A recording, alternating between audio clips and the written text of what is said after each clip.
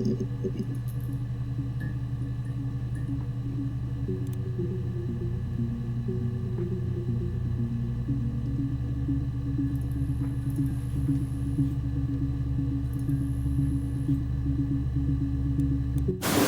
think it's murder?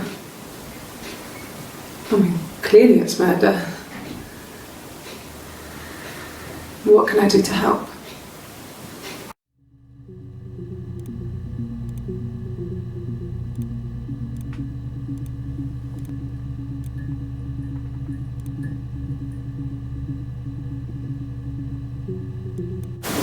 You think it's murder? I mean, clearly it's murder. What can I do to help?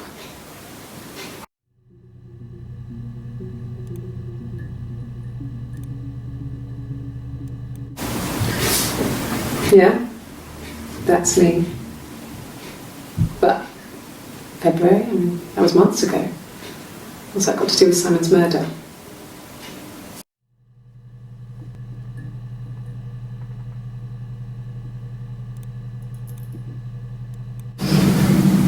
I didn't murder Simon.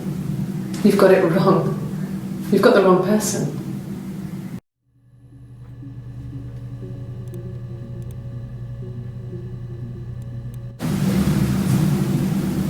I'd like to speak to a lawyer now. Please. You have no murder weapon. You have nothing. And all these stories we've been telling each other,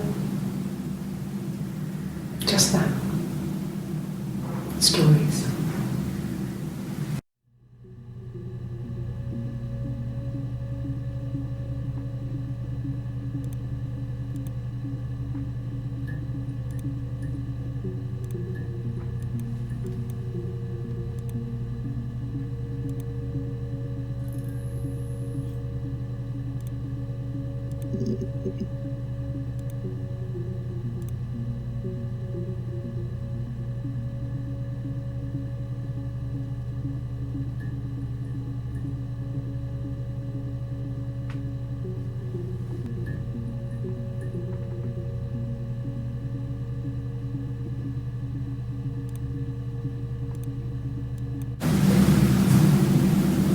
I'd like to speak to a lawyer now.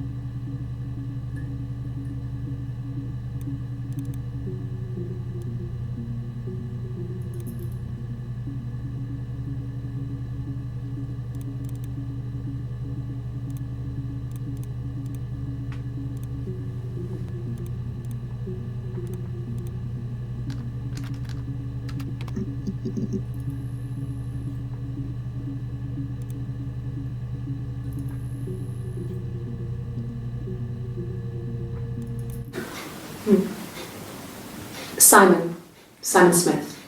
He works at Ernst Brothers Glass. They do windows, all kinds of glass.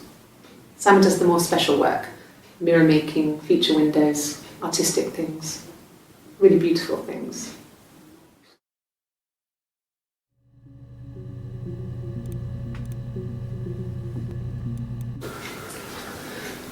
Simon is 6 foot, darkish blonde hair, average build. He's clean shaven. If his beard grows, it goes ginger, so he shaves it. I mean, not that there's anything wrong with ginger hair. I bought a photo. They said a spring photo. This was taken last year on holiday in Rome. It's the best one I have.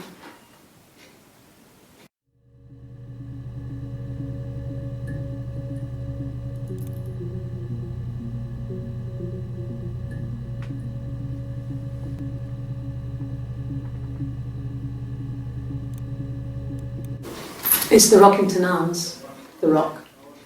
It's run by a nice couple, Peter and Susan. There's some other regulars there that Simon likes to drink with, and the barmaid they're having sometimes, Helen. Peter said Simon had been in and had a few drinks.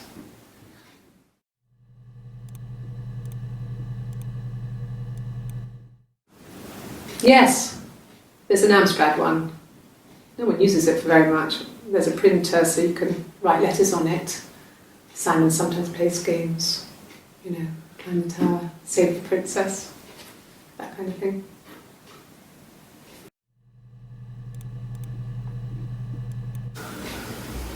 Simon isn't the type to run off or do anything crazy.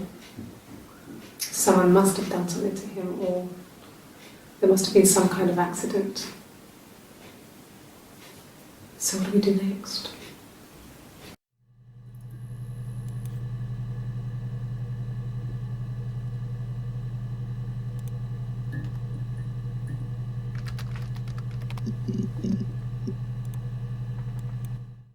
No. I think he spoke to Helen. She said he was upset about her argument, but I'm not sure what else he said. He likes Helen. He likes blondes.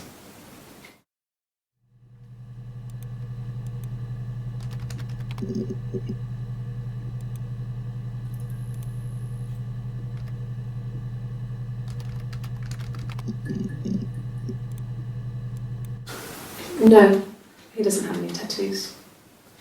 He has a scar down here near his stomach, past his hip. Cut himself with some glass. That was before, a long time ago. He looks just like the photo. He's not got his glasses on here though. He takes them off with the camera.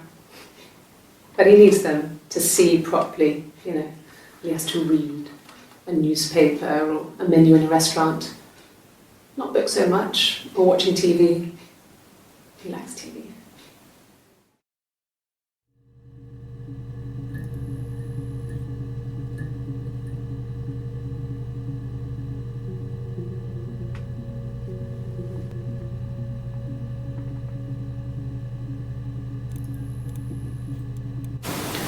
He wasn't present so much. It was one of those arguments that had been simmering for a while.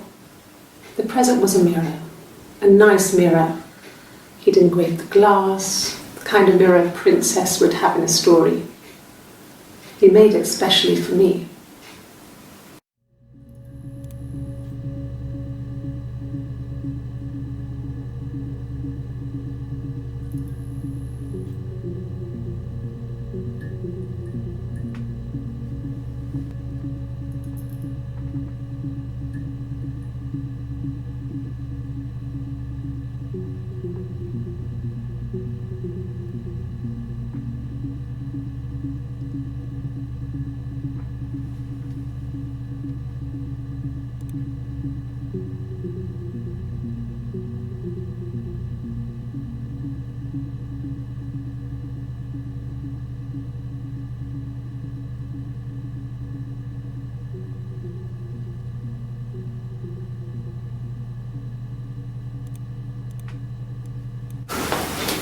Look, on his clothes, that would make sense. He made it by hand.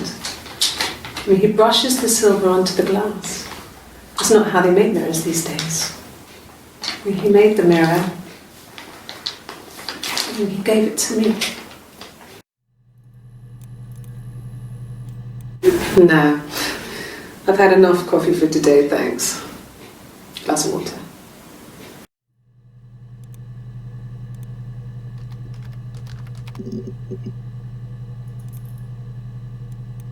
My name is Hannah. H-A-N-N-A-H. It's palindrome. It reads the same backwards as forwards. It doesn't work if you mirror it though, it's not quite symmetrical, but well, I mean, you get the idea. Sorry. Hannah Smith, I live at 31 Gladstone Street.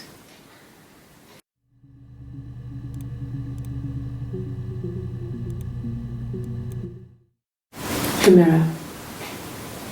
I can't remember. I put it somewhere safe. Upstairs, I think. I haven't looked at it since.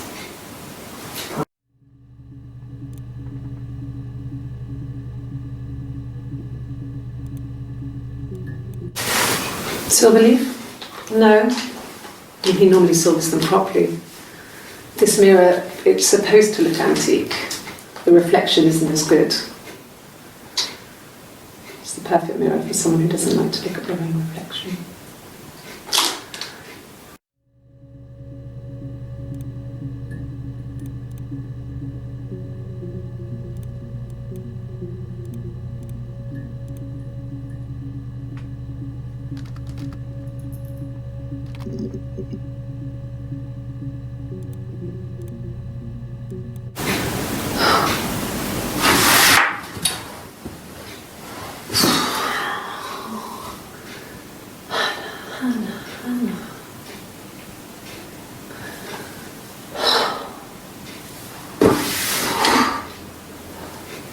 What are you doing talking about Eve?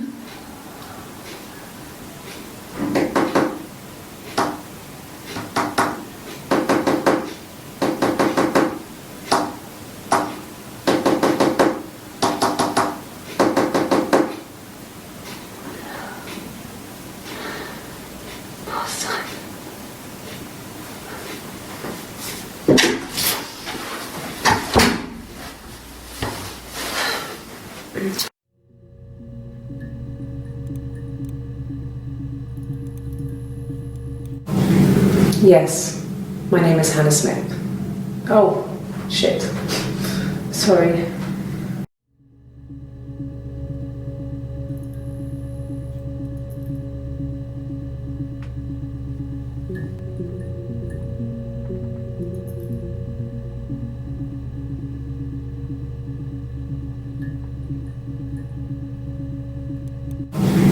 Yes, my name is Hannah Smith.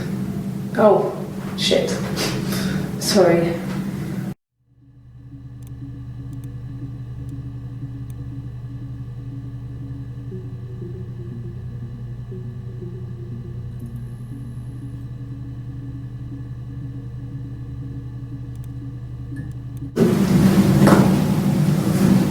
Across the road, where my parents first lived there, was a midwife called Florence. When Hannah was born, I was born at the same time. The midwife was there to help. I'd been throttled by the cord, probably wrapped around my neck by Hannah. The midwife told my mother I was dead. But I wasn't. She wrote all this stuff in a diary. Amazing what people will admit to on paper.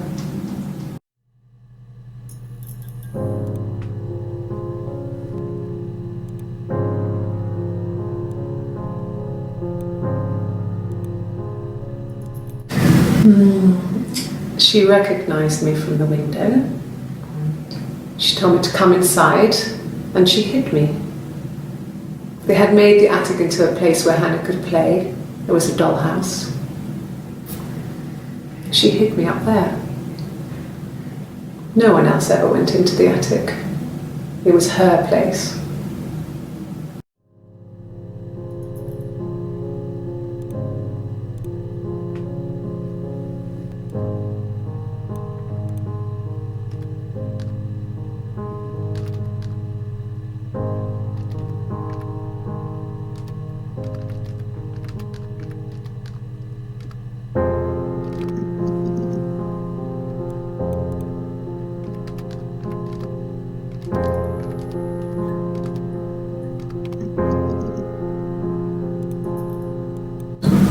Yes, I'll take a lie detector test.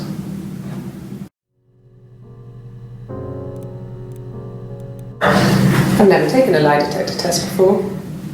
Does it really work?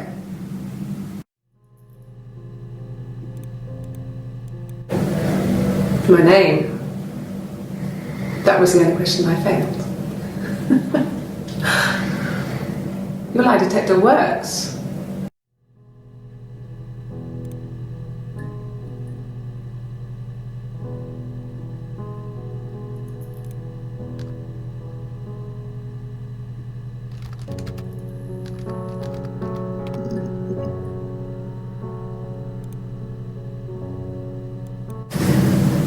If one of us got hurt, the other one would have to be hurt too.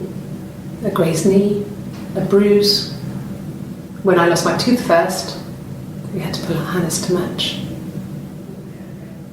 Once, I slept with a boy who was seeing another girl. The girlfriend came up to Hannah the next day and punched her in the face, gave her a huge black eye. That night, she had to do the same to me. But she almost went too far. I couldn't see out of that eye for days. She snapped frozen peas up for me from the kitchen. So much of our bodies was synchronised anyway. We started our period on the same day. All our childhood diseases, stomach bugs, nits.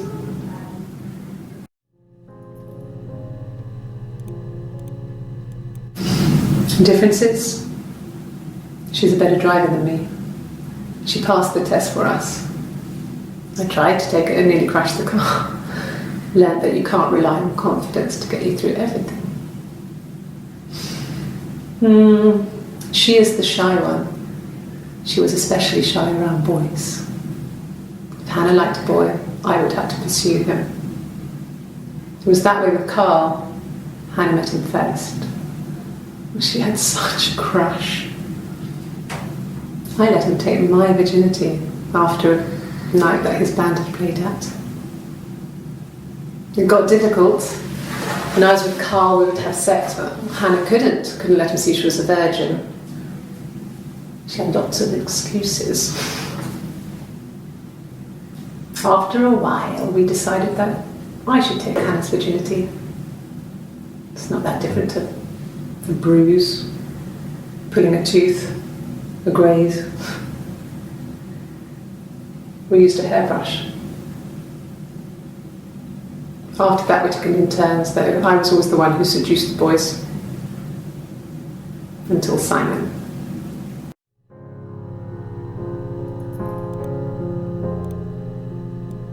No. The parents decided there would be a wedding.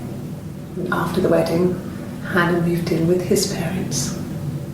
There was no way I could follow, so we were separated again. I stayed in the attic. It was hard. It was like I suddenly didn't exist. I would sneak out, but in case anyone recognised me, I started wearing a wig. Hannah and I would meet up in the park. I was trying to get pregnant. But I couldn't. I couldn't do it with anyone we knew, so it was sex with strangers. Drunk guys I'd met in clubs, parks and alleyways. I was 17. It felt like I was being punished. But it was Hannah who had betrayed us. I had to stop when one of the guys gave me an STD.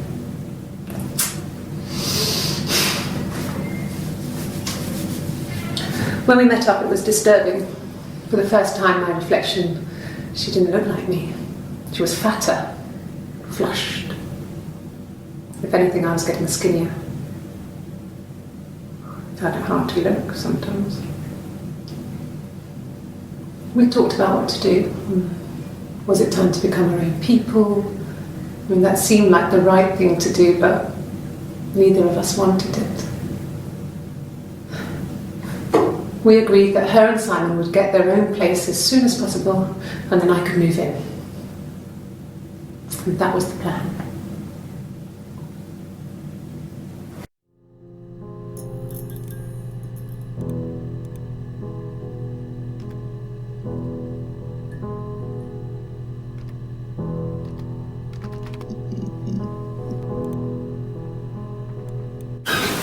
I would have been a good mother. I was young, but I would have been a good mother. She was a girl, by the way, the baby. We were going to call her Sarah. Simon wanted to call her Ava after his nana, but I didn't want her to have a symmetrical name.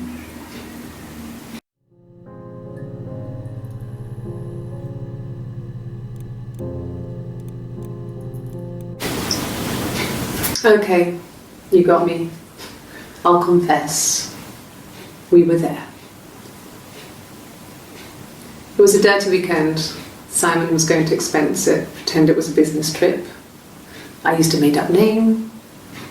We stayed at the hotel, had room service, didn't leave the room, had a great view of the river, and you could hear the church bells.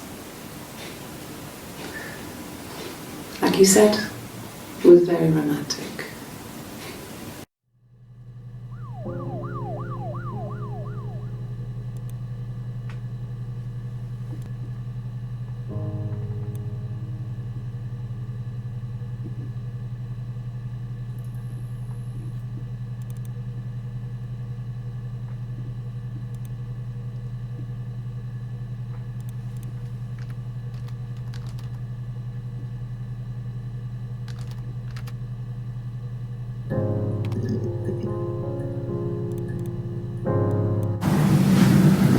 Florence took me home with her.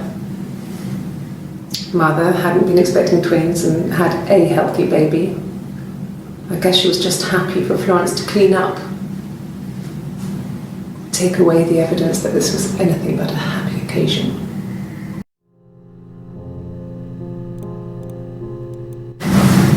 Florence raised me in her home.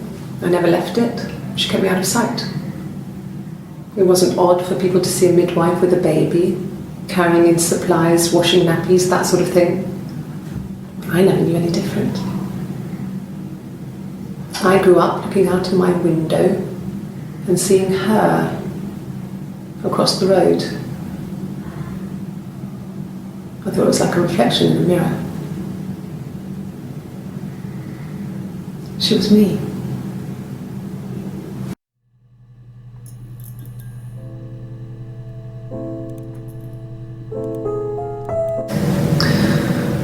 Florence was a warm, kind person, but she was broken, I guess.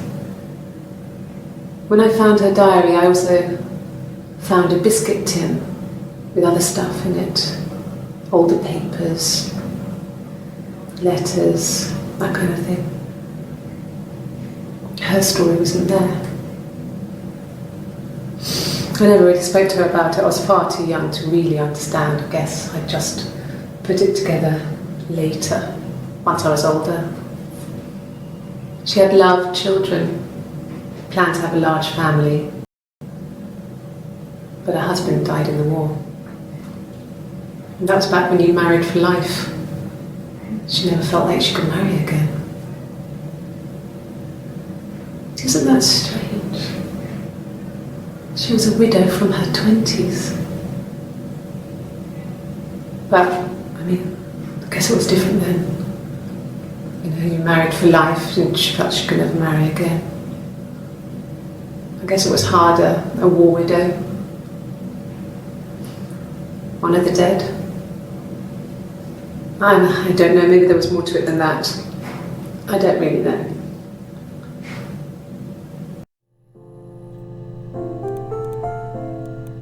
No, it was just me and her. It was the name they were going to call their first child. They talked about it and were going to try when he came back. Florence's family had a history of firstborn girls, so they were convinced it was going to be a girl.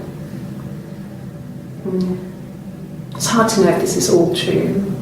These are stories I remember, that I read when I was a child. Maybe I misread. maybe I misunderstood. Sometimes it's hard to remember what happened last week.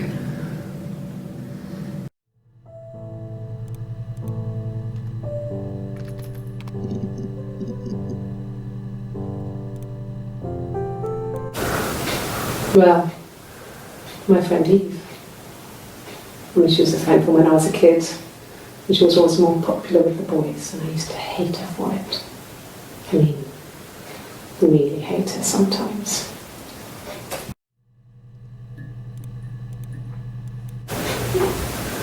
Yes, we'd fight.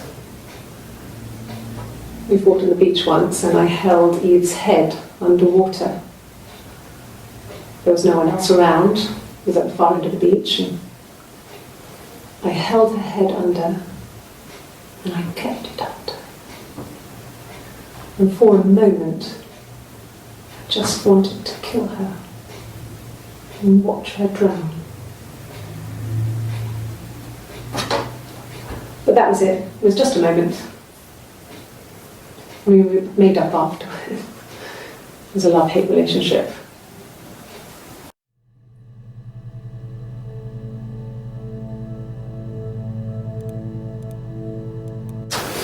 A police station. Yeah, when I was young, we ran away on my birthday. Bob Dylan was playing in London, and we thought we could break into his tour bus and have him take us with him. The taxi driver we paid to drop us off, I mean, we'd saved money, pinched a bit here and there to pay for the fare. He was suspicious because we were so young, so he told the police. So they came and picked us up and took me back to Portsmouth. My mum picked me up from the station. But I blamed everything on my friend Eve. So my parents let me off.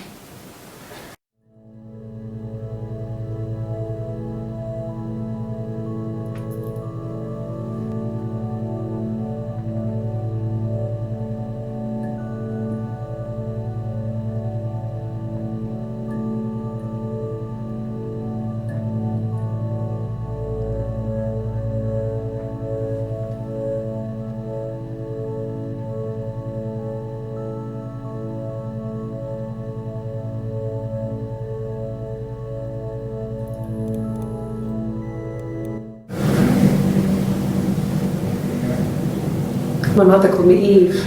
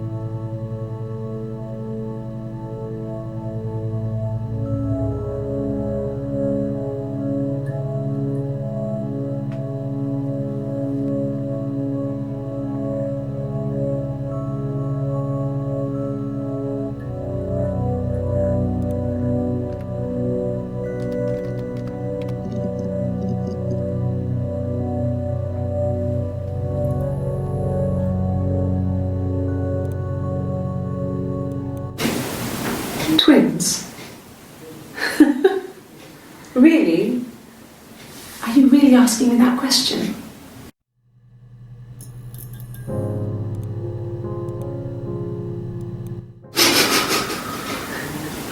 Are you out of your mind?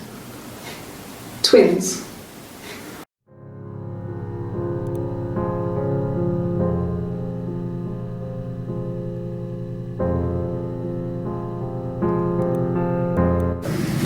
There were always princes and princesses. They were the special people, more important than the other characters in their stories. We knew we were like that. Twins. Magical. We were the princesses. We had a poster of Princess Diana from the newspaper up in our attic. Had a pride of place. And underneath we used to put all our special things.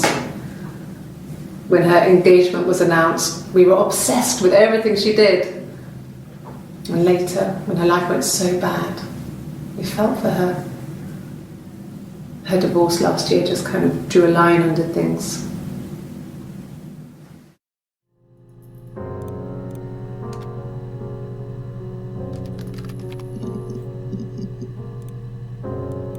Yes, I inherited it from my parents, so it made sense to move back, me and Simon.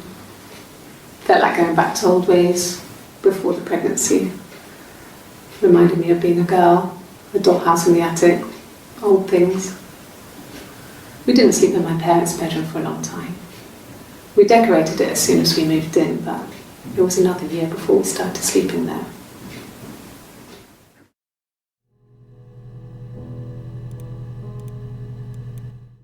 Yes, I read a lot as a child and watched lots of TV. Then the doll's house we had, we still have in the attic. It's kind of a fairy castle. We used to play out there and make up our own stories.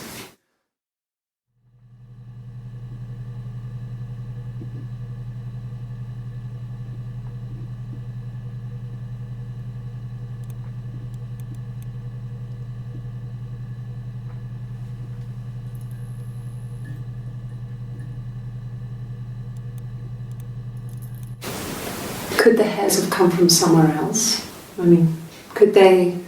We have a lot of dolls in the attic. There's a Rapunzel doll with long blonde hair. Could they have come from there?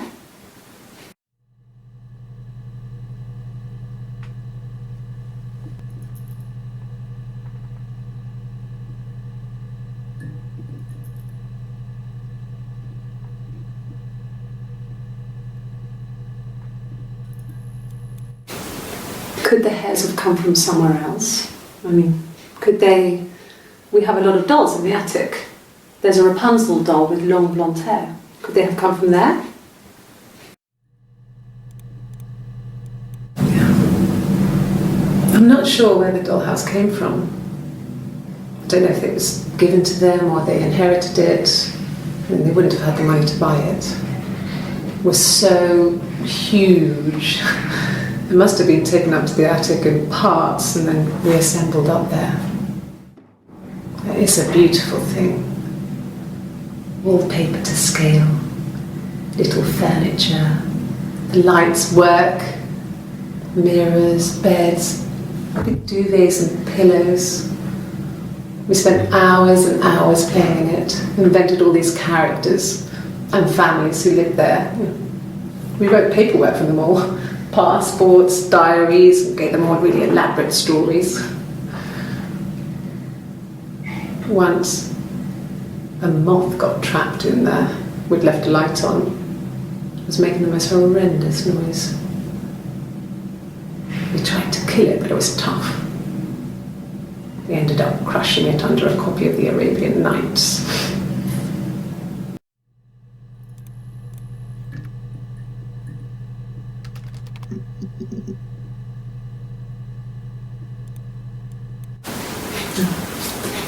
It's Rapunzel. The story starts when she's born. Mother Gothel, a witch, takes Rapunzel from her parents and keeps her locked up in this tower. Rapunzel gets pregnant by the prince, and Mother Gothel is furious, so she cuts off her hair and throws it. Actually, her hair's already short here, so that's already happened. So she throws her into the wilderness, and Rapunzel is reunited with the prince, who's blind, but she kills him with her tears, and so it's a happy ending. Is that too much?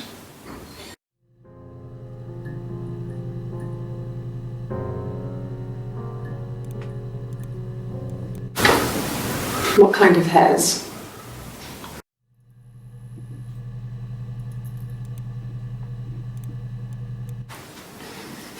You want me to play something?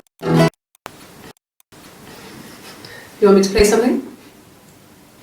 Well, I'm not the world's greatest guitar player. Okay? Probably needs tuning. No, it's okay. How about a traditional ballad? Should be right up your street.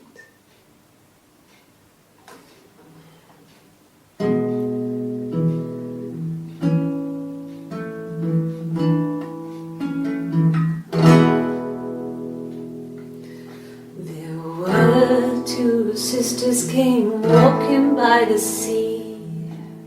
Oh, the wind and the rain. The eldest one pushed the other one in. Oh, the dreadful wind and rain. See, they both had a love for the captain's son. Oh, the wind and the rain, but he only cared for the youngest one. Oh, the dreadful wind and rain. Oh, the eldest envied her sister fair. Oh, the wind and the rain, with a pretty little face and her long blonde hair. Oh, the dreadful wind and rain. So she pushed her in and held her down. Oh, the wind and the rain watched her as she slowly drowned. Oh, the dreadful wind and rain. Oh, she floated up and she floated down. Oh, the wind and the rain floated till a ship came by. Oh, the dreadful wind and rain. Out comes the captain's son. Oh, the wind and the rain. Father dear, here swims and swans. Oh, the dreadful wind and rain. And then it gets really weird, so I think that's a good place to stop.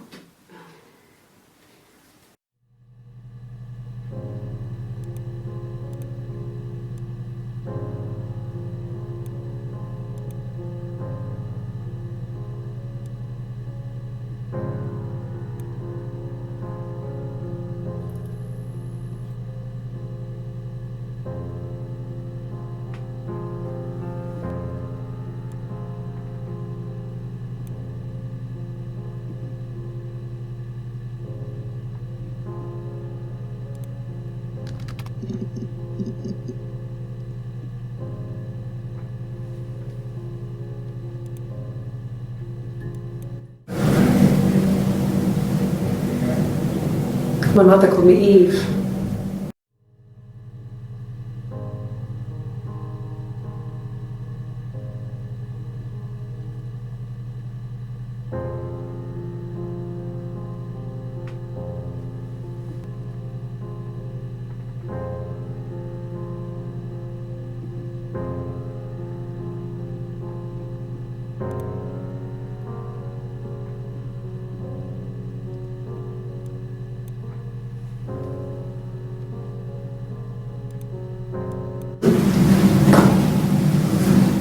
Across the road, where my parents first lived there, was a midwife called Florence.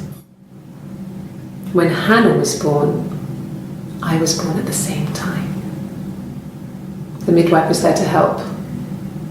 I'd been throttled by the cord, probably wrapped around my neck by Hannah. The midwife told my mother I was dead,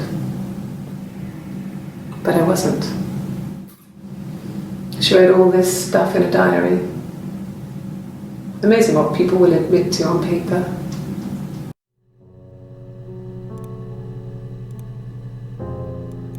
My name is Hannah.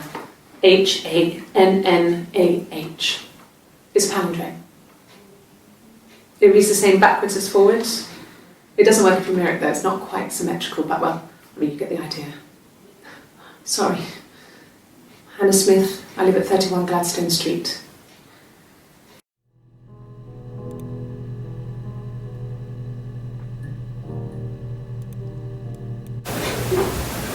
Yes. We'd fight. We fought on the beach once and I held Eve's head underwater. There was no one else around. It was at the far end of the beach and I held her head under and I kept it under. And for a moment, I just wanted to kill her. and watch her drown. But that was it. It was just a moment. We made up afterwards. It was a love-hate relationship.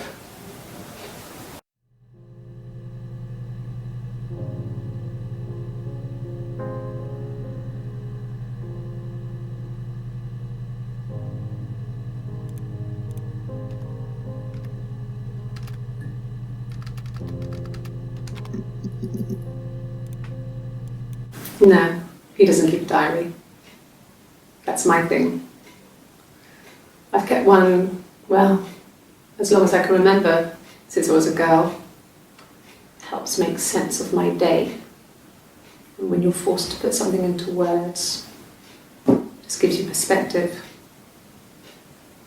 Everyone's on the same page.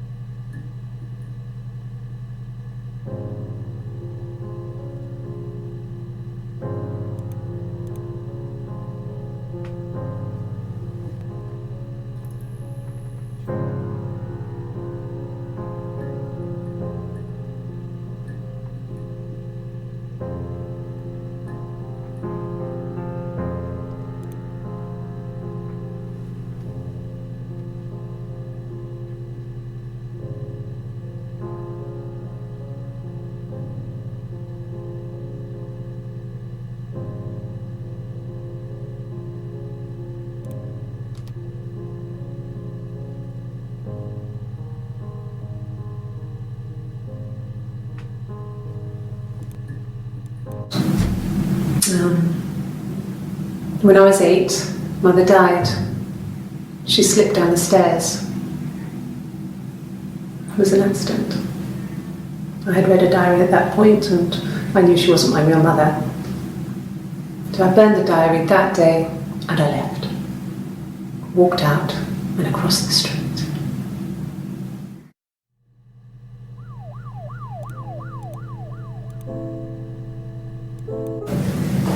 It just became our way of life.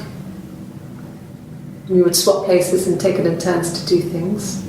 And we were very careful. Whoever had been out that day would come back and write a detailed diary so that we were on the same page. We had a list of rules that said what we could and couldn't do in any given situation. It was exhaustive. We lived a second life through those rules. Rules for things that could only ever happen inside our imaginations. We would consider all the permutations of future events and agree rules to walk our way through them.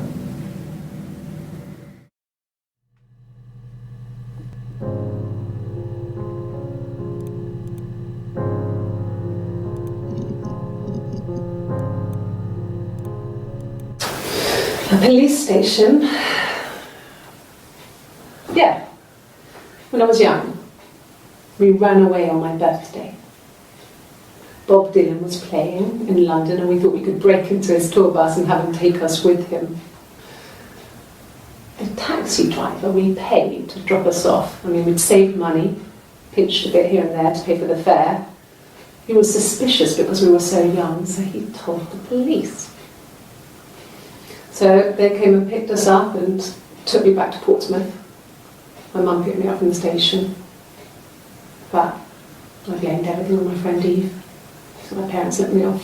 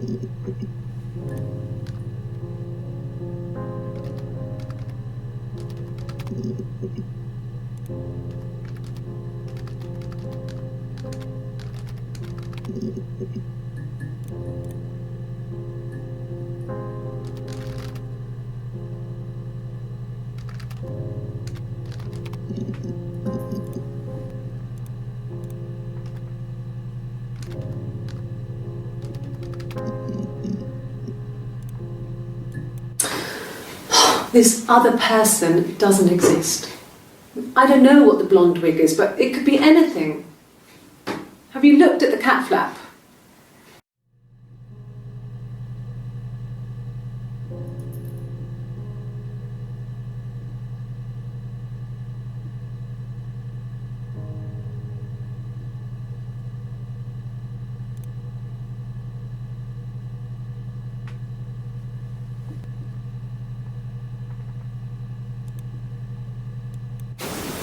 Could the hairs have come from somewhere else?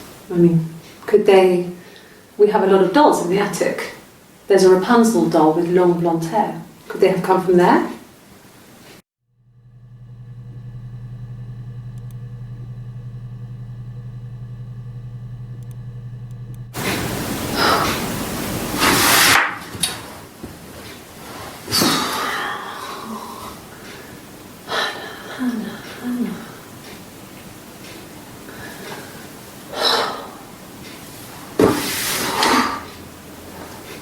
What are you doing talking about Eve?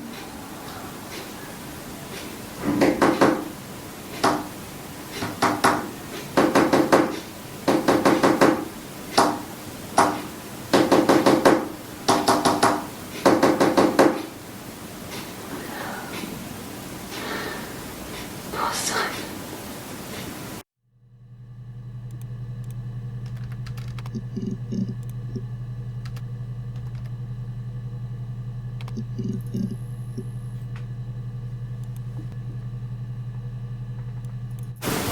Oh, my tattoo. I got it to express my individuality. It's an apple and a snake.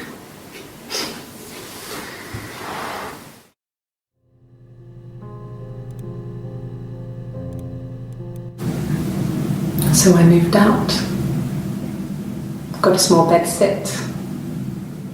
Got my tattoo to mark the occasion. I was singing in a bar in the evenings, so I had some money, enough money to cover my rent. And I've been doing something similar ever since. I haven't put down any roots. I don't exist.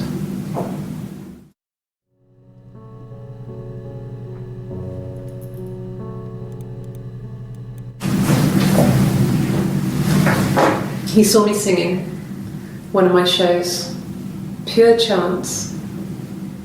Not sure I remember what he was even doing there. Afterwards, I had a drink at the bar and he came over and we got talking. I knew who he was. Obviously I knew who he was, but he didn't know who I was. He was fascinated by the likeness. He guessed my name from my tattoo. Told me it was a palindrome, like that would impress me. I enjoyed talking to him. It was amazing to be able to sit and interact and talk to him after all this time. He didn't tell me he was married. I'm not sure what he was thinking. He later told me it was like he was dreaming. A waking dream.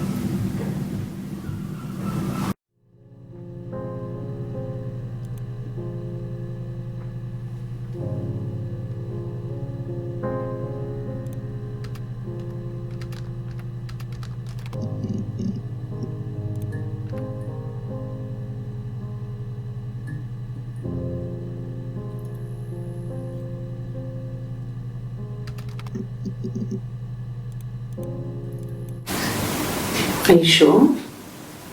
What would he be doing in Oxford if there was no conference? I remember calling him. He said it was boring and he spent most of the time at the bar.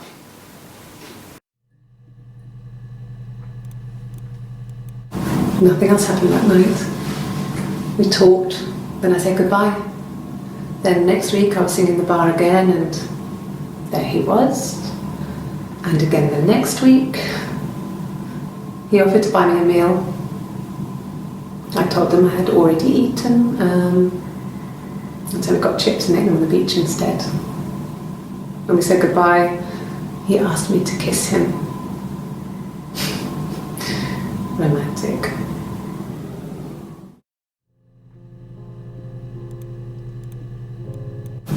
No.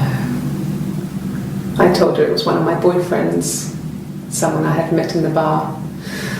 I think she was happy, but I could tell she was thinking, why couldn't it happen to her and Simon? They were the ones with the real life. Why not them?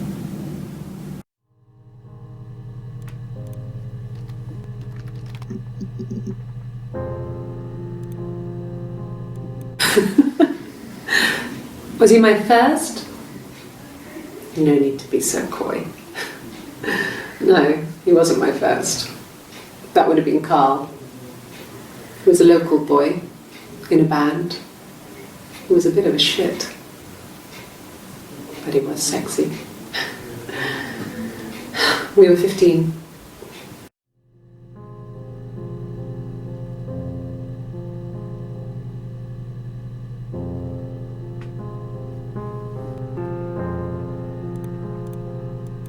No, I was 15. Carl was older, 17, I think. I was really into him, regardless of how he actually behaved. Lots of drunken teenage sex. We did it in a church once. Stupid. So he got tired of us and we split up after about 6 months. It was sad, but those early experiences, they help you realise who's really important to you, you know? Family.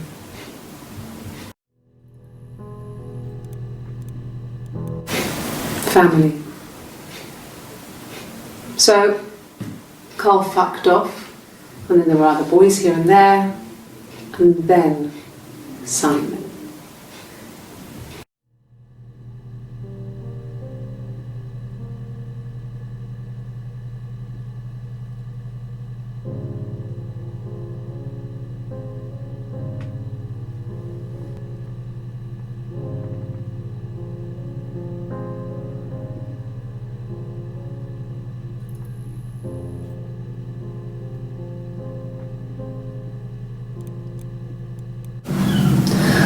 Hannah was so smitten with Simon.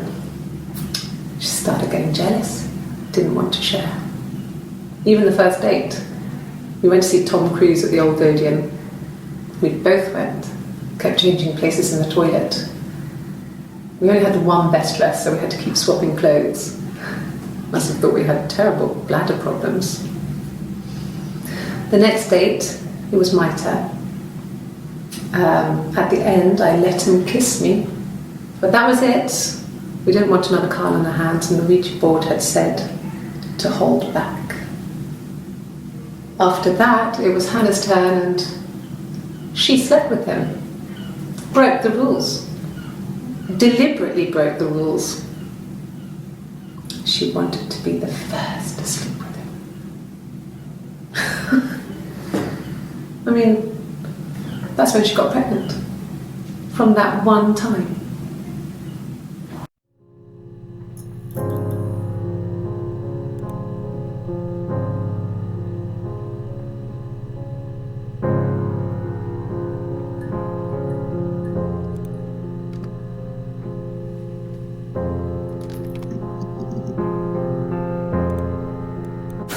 A wig? You mean, what type of wig?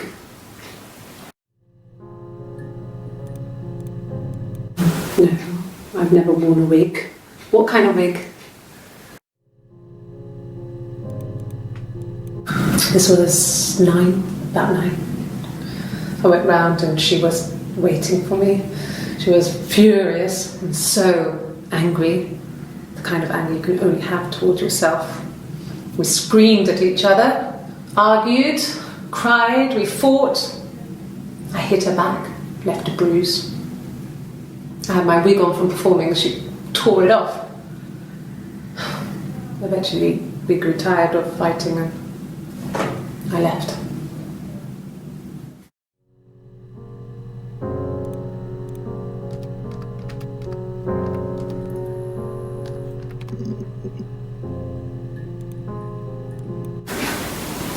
I got pregnant.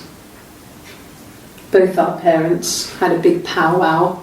We weren't even in the room. And they decided we should get married.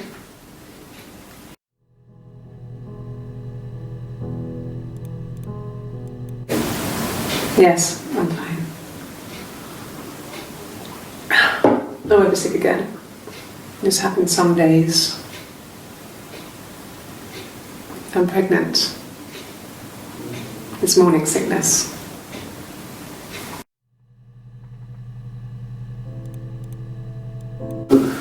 No. Well, yes. He found out on my birthday.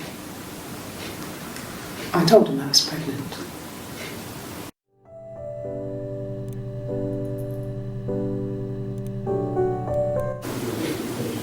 When I arrived in Glasgow, I was exhausted. The streets were empty.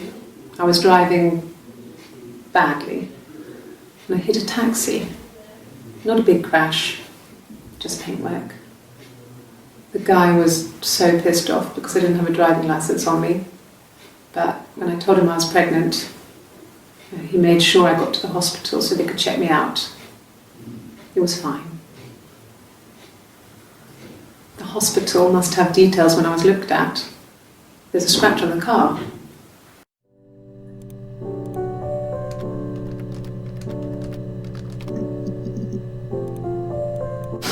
We spent the wedding night in a hotel in Brighton. It would have been too much to do more. We were saving for the baby. It was wonderful to be in a hotel, away from home, just alone together. Since then, we've always tried to get away for our holiday.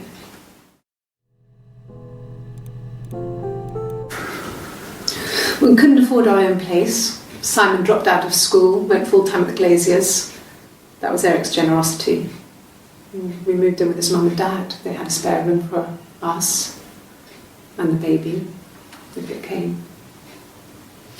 It was a nice change, time to myself, living there for those months, full of hope.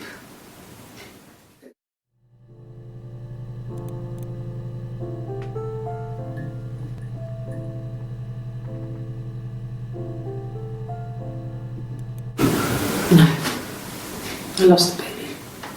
I had a miscarriage at 8 months.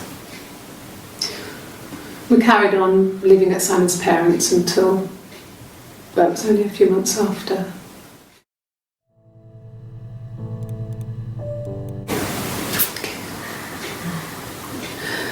It was after dinner. I had spoken to Simon's parents on the phone. I looked up for an early night and I suddenly had this thought. I think it was something his mum had said. She'd been speaking about old stuff, sad stuff, about when we lived there, about the baby.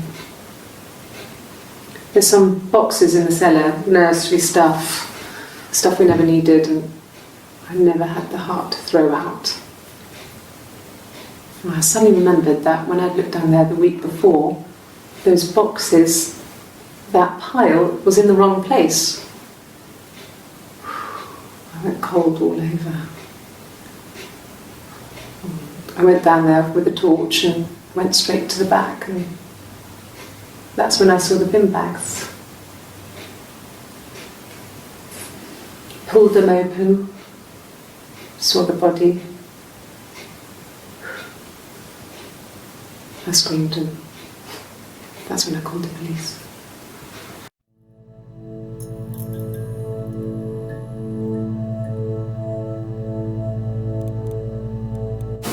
Yes. It was a shock to him. I mean, we never thought it was possible. I don't know what I hadn't decided whether to keep the baby. I wasn't really ready to talk to him about it.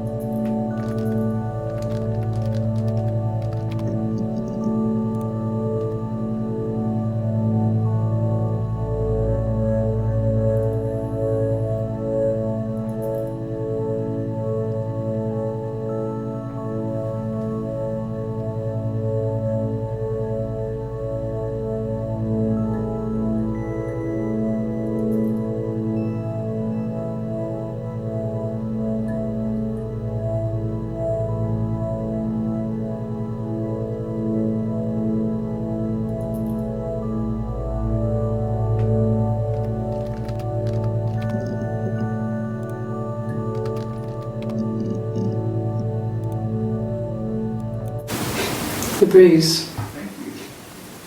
I have a really fast metabolism, so stuff like that just comes and goes. I don't know if there's much more that I can tell you that I haven't already told the other policeman. I found the body.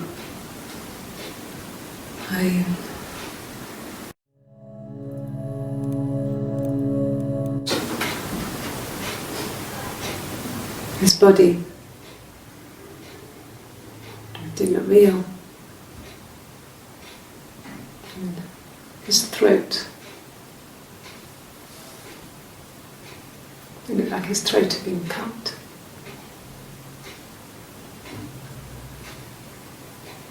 And I didn't see his glasses. He has these thick glasses.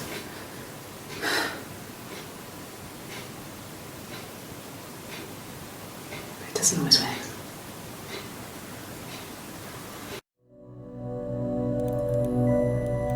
Really? Okay. Here's the rest. Oh, they laid a body on the dock to dry. Oh, the wind and the rain, till a fiddler with a fiddle came walking by. Oh, the dreadful wind and rain. And he made a fiddle bow of her long hair. Oh, the wind and the rain. Yes, he made a fiddle bow of her long blonde hair. Oh, the dreadful wind and rain. And he made fiddle pegs of her finger bows. Oh, the wind and the rain. Yes, he made fiddle pegs from her finger bows. Oh, the dreadful wind and rain.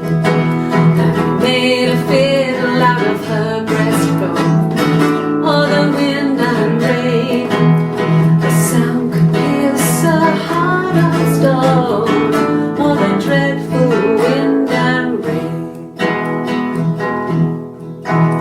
But the only tune that the fiddle could play was oh, the wind and the rain. Yes, the only tune that the fiddle could play was oh, the dreadful wind and rain.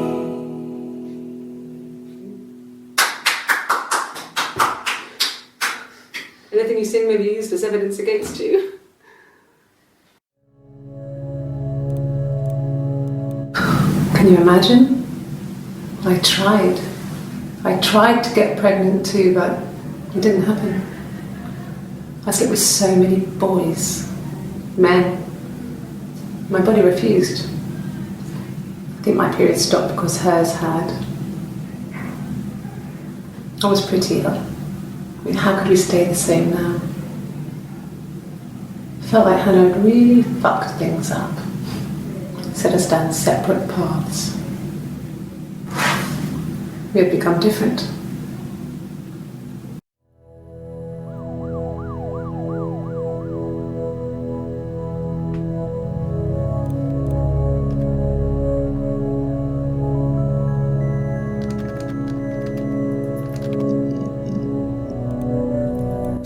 No. No, Simon didn't play guitar. He wasn't very musical. He liked to listen, but he was tone deaf. Yes. Yeah, it's my guitar.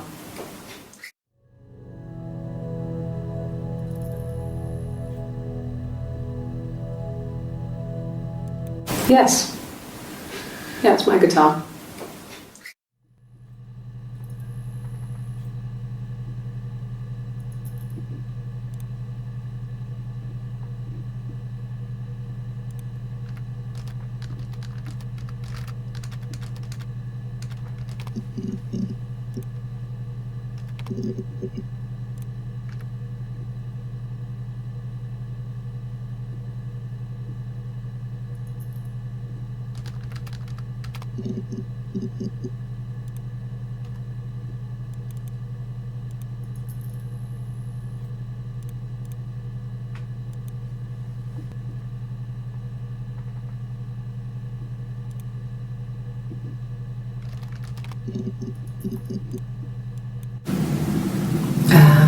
When she went home, Simon had a birthday tea waiting.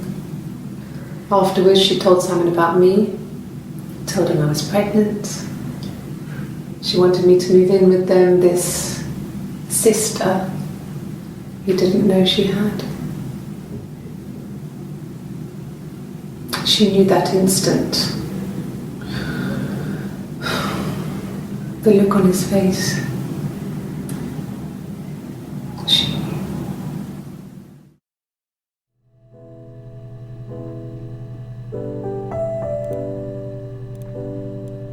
She sent him out the house, kicked him out, called me up, crying, and I went round. I guess I had a feeling I could hear something was wrong in her voice, but I wasn't sure what it was. She called me sister on the phone. She never calls me that.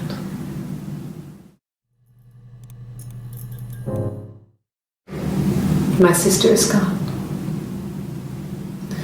And she's never coming back.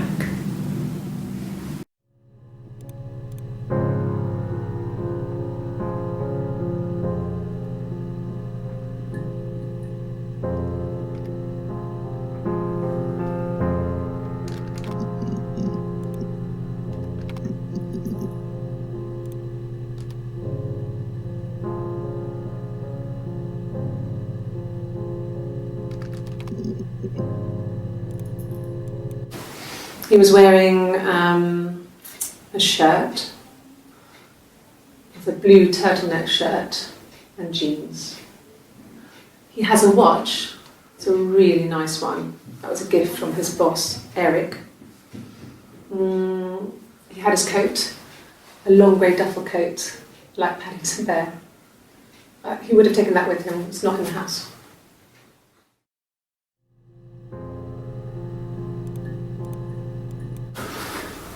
So, it was Friday evening, we had an argument, he left. On Saturday he didn't come back, I waited all day. He was supposed to go help Eric out with something on the Saturday afternoon, they had a job, he didn't show. So Eric was ringing on the phone. I checked at the Rock, that's our local. They said they'd seen him on the Friday night but not since. He still wasn't back this morning, it just isn't like him at all. Still not back by dinner time, it's getting dark again, so I decided to come and see you. His parents haven't heard anything either.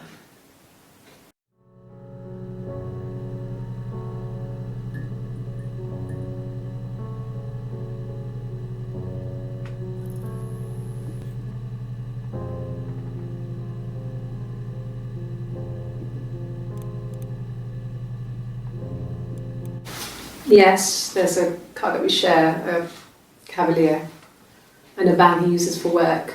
It's owned by Eric, but we look after it. Both of them are there now, parked in the street. I'm not sure about the keys for the van. I can look for you when I get back. Yes, that would be in his wallet. It's a Visa, a silver one.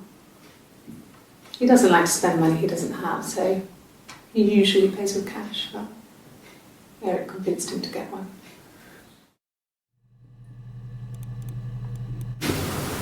Well, Eric was like an uncle to him. They were pretty close. They spend a lot of time with each other, especially when they have to go to conferences. Have you met his wife, Diane?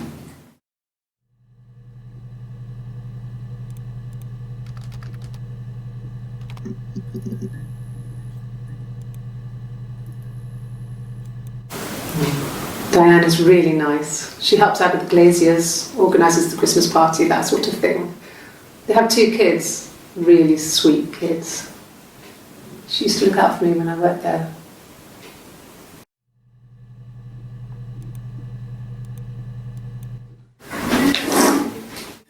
Yeah, that's Simon's watch. It was a gift from Eric. He got it this year. It was a wedding anniversary gift. Steel. It would have been Diane who chose it. She has really nice taste. That time, it must eliminate me. I was in Glasgow then.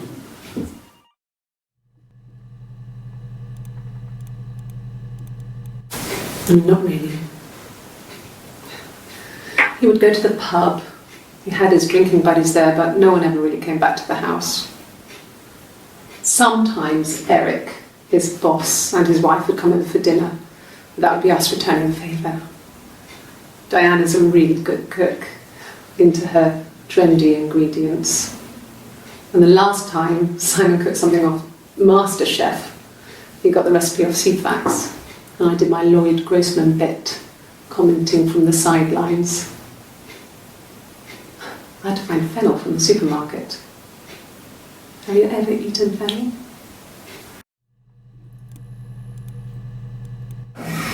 Simon and Eric arguing? No, I can't imagine they'd be arguing.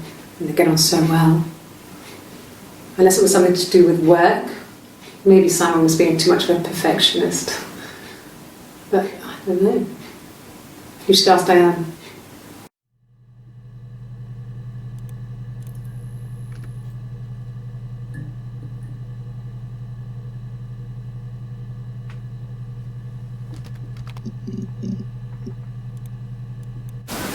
Really? You're going to ask me about my sex life? I mean, isn't that private?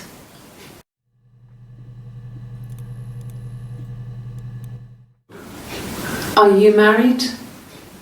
How is your sex life? So, our sex life is probably fairly average for a couple after 10 years of marriage.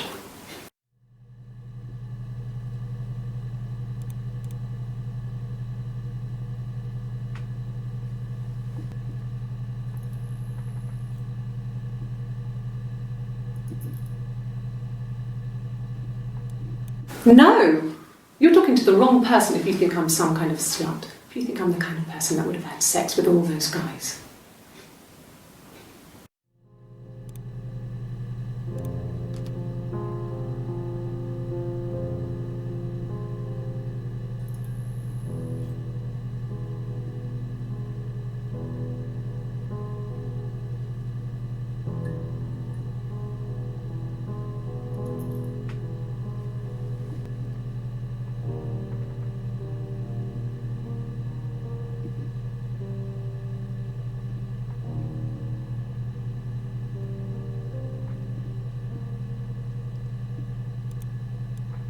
No, I was 15, Carl was older, 17 I think. I was really into him, regardless of how he actually behaved. Lots of drunken teenage sex. We did it in a church once. It's stupid. So he got tired of us and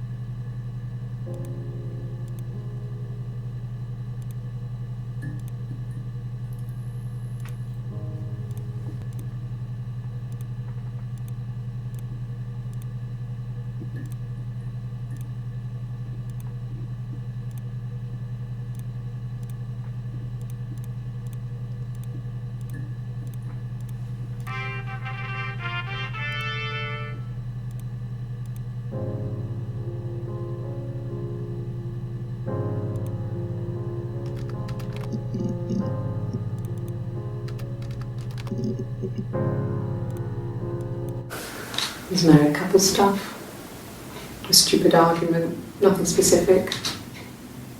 No one knows how to push your buttons better than those you're close to.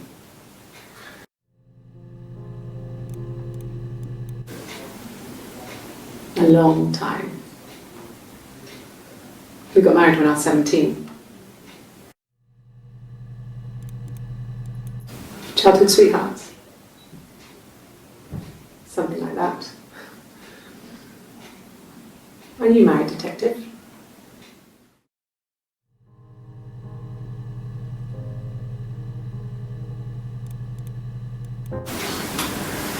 When you've been married for 10 years, stuff accumulates. We could argue about anything. And he's so nice. That doesn't help. He tries to smooth things over, and that just makes it worse. We're both passive aggressive, so we never normally argue directly about anything.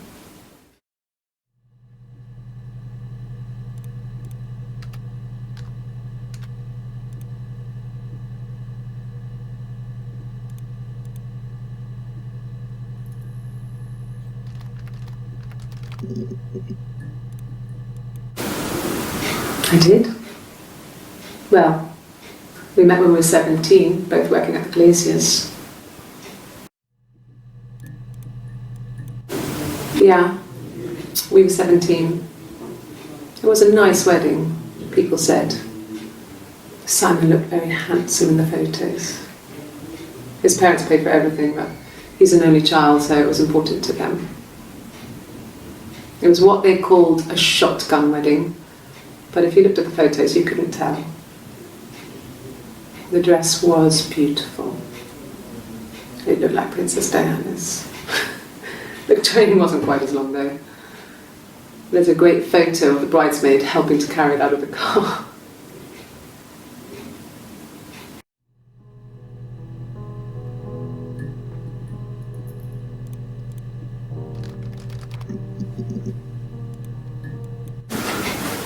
I guess you could call it that, but we were both happy to get married. It was a beautiful wedding. We had our first dance to Come Back and Stay. I'm not sure if that's a good wedding song, but I loved it. I chose it. I mean, it was genuinely our first dance. We'd never danced together before. It was probably awful to watch, but I enjoyed it. It felt like it was just me and Simon for that moment. Just the two of us.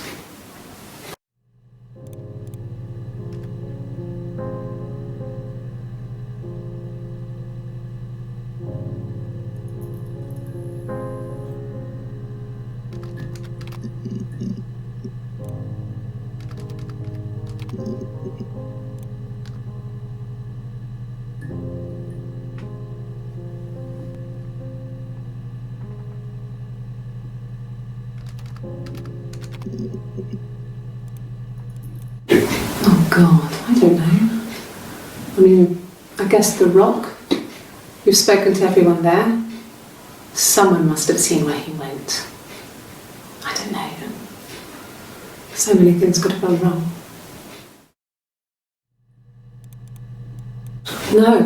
No one has been in the last few weeks. We had a plumber come in 3-4 weeks ago. Someone Simon knew from the Rock.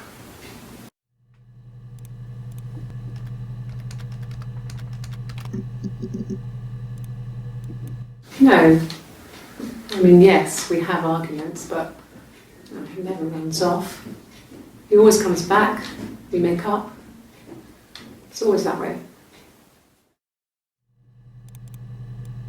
Yes. He left after the argument. It was about 8 o'clock.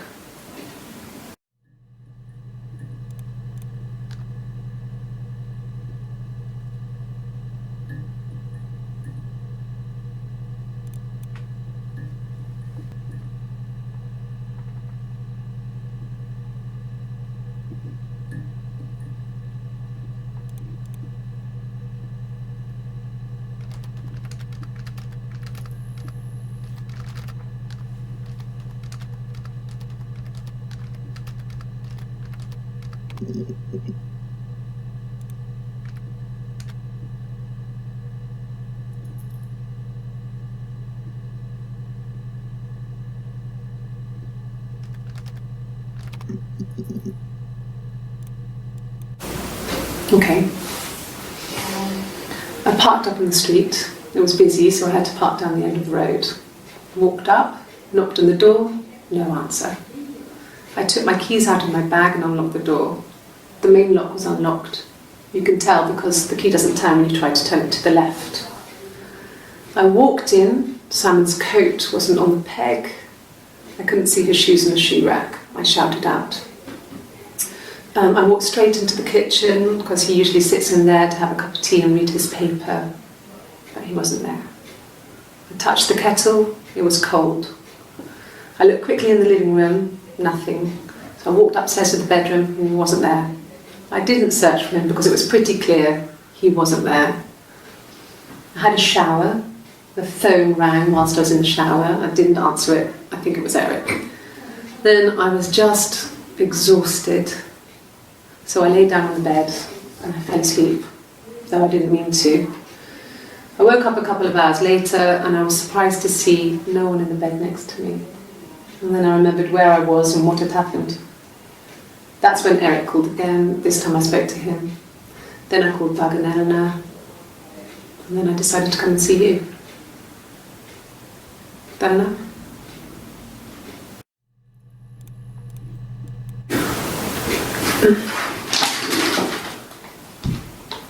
Yes, this is it. He made it himself. It's a special one-off. He made it and decorated it. That's his thing. Where did you find it? Okay. I parked up on the street. It was busy, so I parked down the end of the road. I walked up to the house, I knocked on the door, no answer. I took my keys out of my bag, unlocked the door. The main lock was unlocked. I could tell because the key wouldn't turn when I tried to turn it to the left. I walked in, took my keys out of my bag, unlocked the door. The main lock was unlocked. I could tell because the key wouldn't turn when I tried to turn it to the left. I walked in, Simon's coat wasn't on the peg. I couldn't see his shoes on the shoe rack. I shouted out for him. I walked straight into the kitchen. He usually sits in there to have a cup of tea and read his paper. He wasn't there. I touched the kettle. It was cold. I looked quickly into the living room. Nothing. I walked upstairs to the bedroom. He wasn't there. I didn't search for him because it was pretty clear he wasn't there. Then I had a shower. Whilst I was in the shower, the phone rang. I think it was Eric, his boss. I didn't answer it. Then I came out and I was just exhausted. So I lay down on the bed and I fell asleep, but I didn't mean to. I woke up a couple of hours later and I was surprised to see no one in the bed next to me. And then I remembered where I was and what had happened. That's when Eric called again. I spoke to him. Then I called Simon's parents. And then I decided to come and see you. That enough?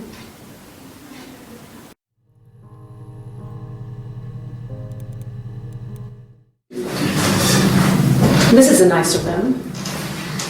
This is where you take people when it's time to arrest them.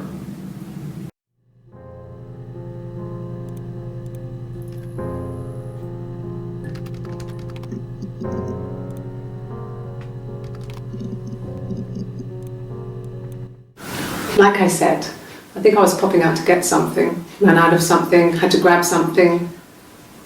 I sometimes drive too fast. If you want, you can arrest me for that. For fuck's sake. Can I leave? Are you going to arrest me? No. They'd laugh you out of the building. A lawyer would make mincemeat of you.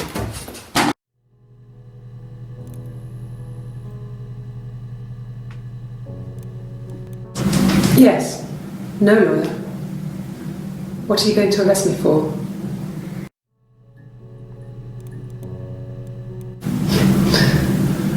Can you arrest someone who doesn't exist?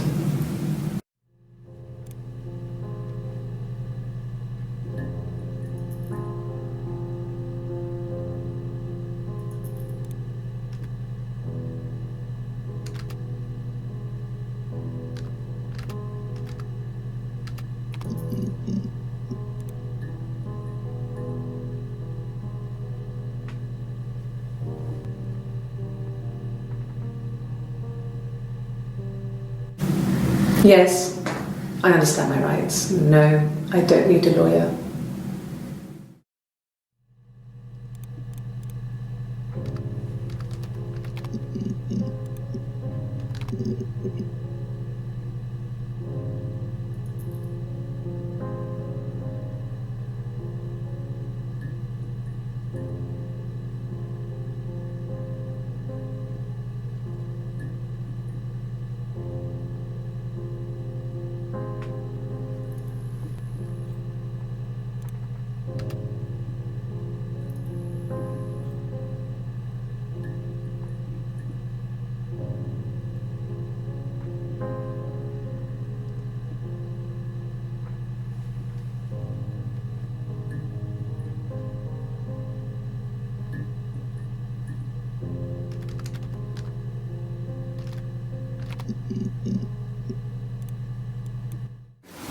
No, it's okay. The other detective has just gone to get me one.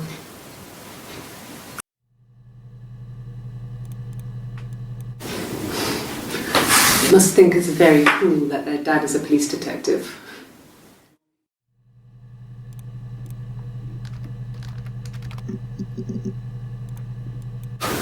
When will the police let me back in the house? They let me take a bag of clothes with me, but...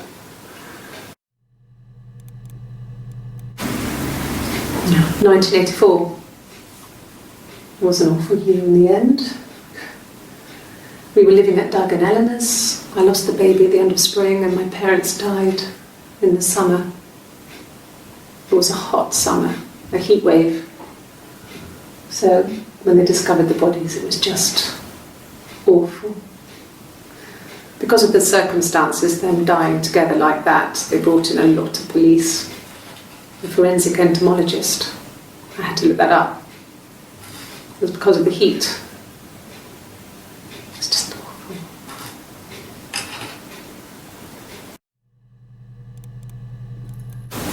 They said it was food poisoning. There was something in the food they ate. My dad liked to pick mushrooms, grow them too. They said it was the mushrooms. It was hard to believe. Death caps. They have a skirt around the cap. My dad taught me that. But, the police had no reason to think it was suspicious. They lived alone. And no one had any reason to hurt them.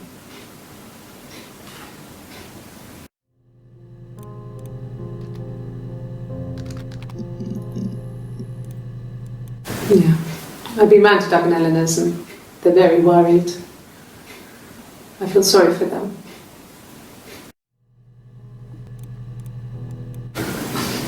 I got a job to contribute, Doug knew someone and I got a job as a dinner lady at the primary school. They said it didn't matter if I could cook or not, just don't poison the kids. So you see, it's always been complicated between me and Simon. It's never just been the two of us, there's always been pressure.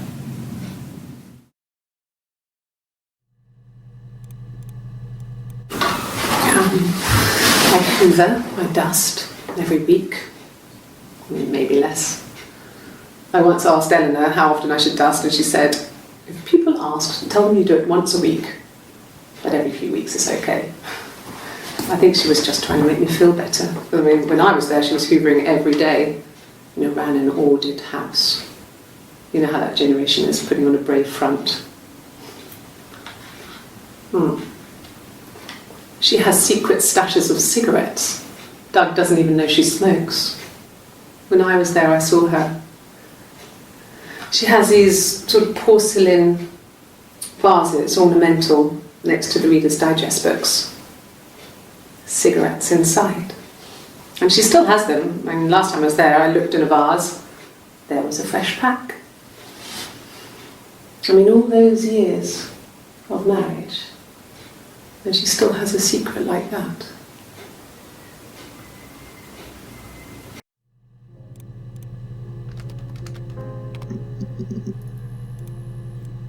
It was supposed to be a secret. Just because Simon is dead, it doesn't mean I have to give up all his secrets. It doesn't have anything to do with what happened to Simon. No one murdered my husband because he cheated his expenses for a romantic weekend in Oxford.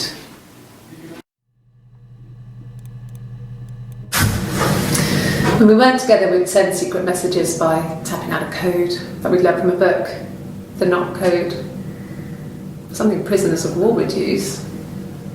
We'd tap them out on radiator pipes or the attic floor.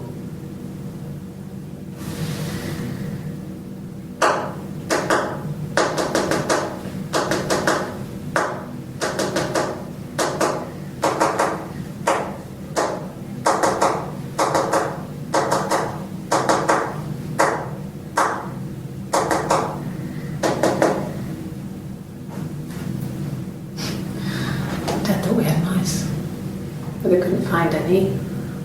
Bought a cat anyway.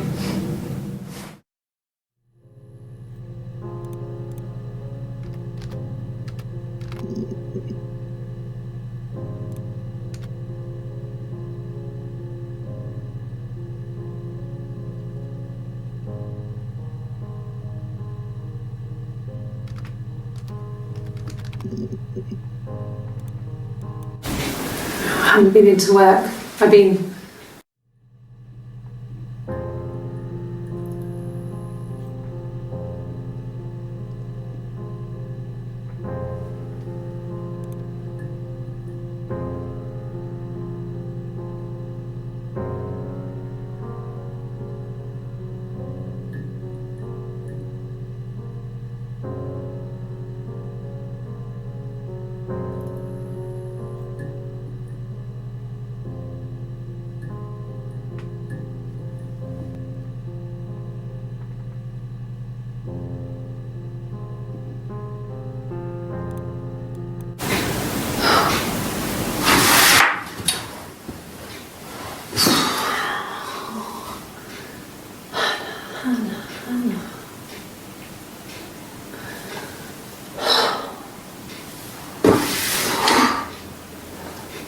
What are you doing talking about Eve?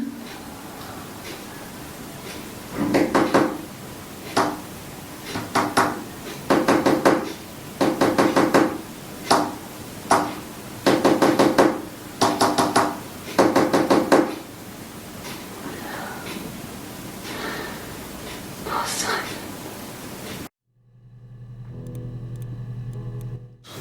When you suspect someone of murdering their husband. When you suspect someone of murdering their husband.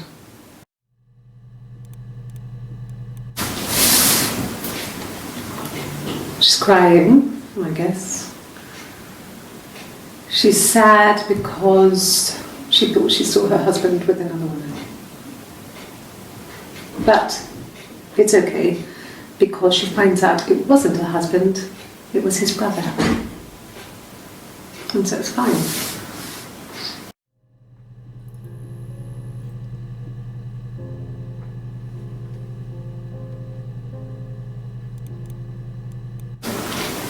I thought it made me sound suspicious. It's not a normal thing to do, to drive to the other end of the country. I wanted to keep it simple.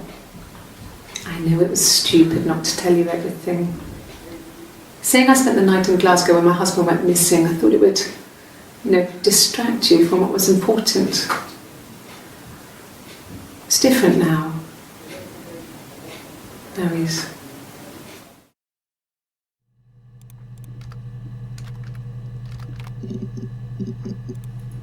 So I got in the car and I drove. And just kept driving north. Just kept going, just wanted to get as far away as I could. When I finally stopped, I was all the way up in Glasgow. I was so tired. I just had to sleep.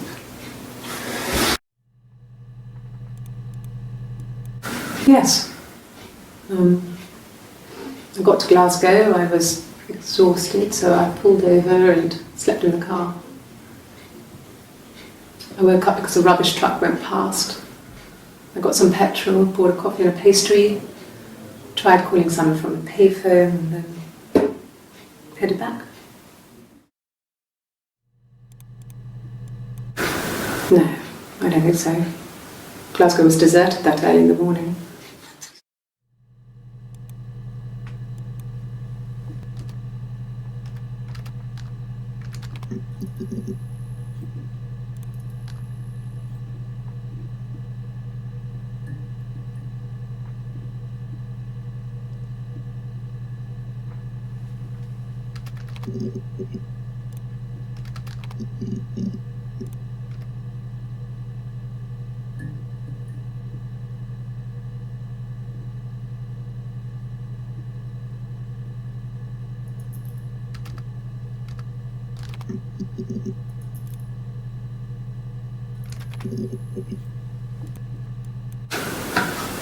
A week or so ago. It would have been the Saturday before my birthday. You know, I get like that on the weekends, have a lie-in, then want to get up and blitz the house.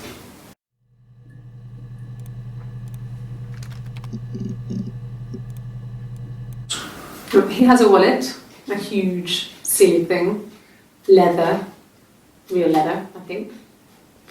He packs it full of stuff, business cards, receipts, lottery tickets. He always carries it in his back pocket. I think that's why he's got a bad back. You know. He sets the discs. I haven't seen it, so he must have it on him. He always takes it out of his back pocket before, when he comes in, if he's in the house. I mean, I don't know. Something must have happened to him on his way home. He could be hurt. I mean, why hasn't he phoned? I don't know.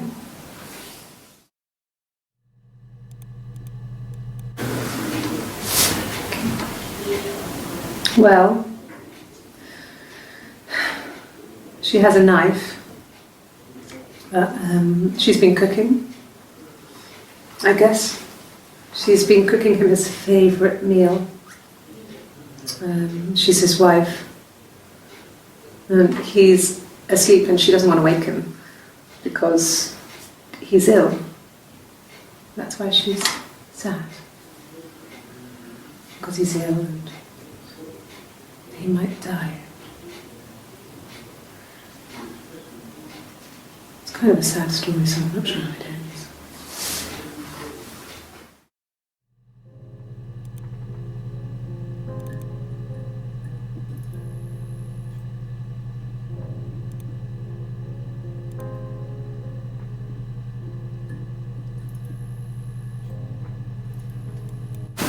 God, I don't know. Could be anyone. Maybe someone followed him back from the pub. But why would he let them in? Doesn't make sense.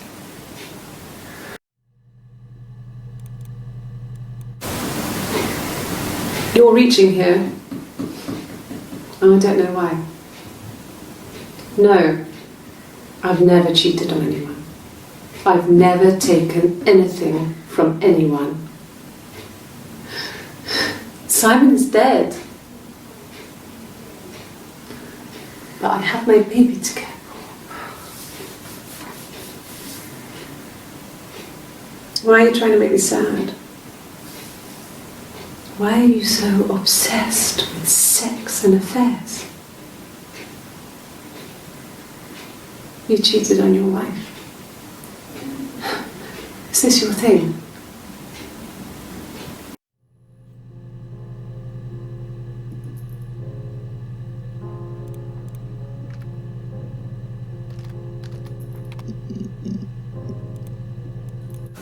Sure.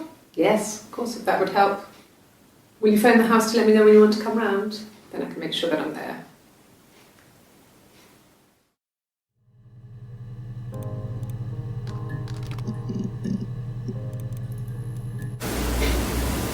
Could they have been my parents' fingerprints?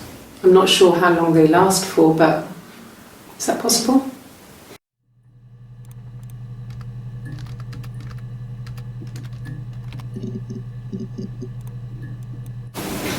Fine. I've never had my fingerprints taken before. I once burnt my hand on the oven.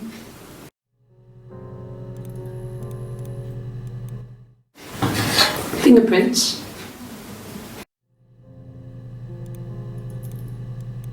Yes, yeah. I would have cleaned them. I changed the sheets too, with the fingerprints in all those places.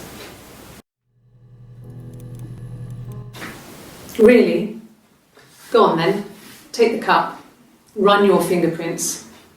They'll match. Fucking do it.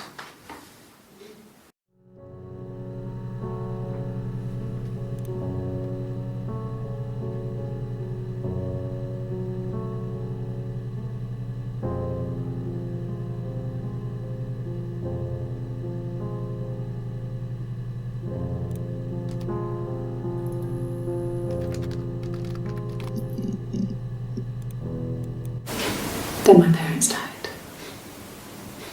It was the worst year of my life. A miscarriage and then my parents.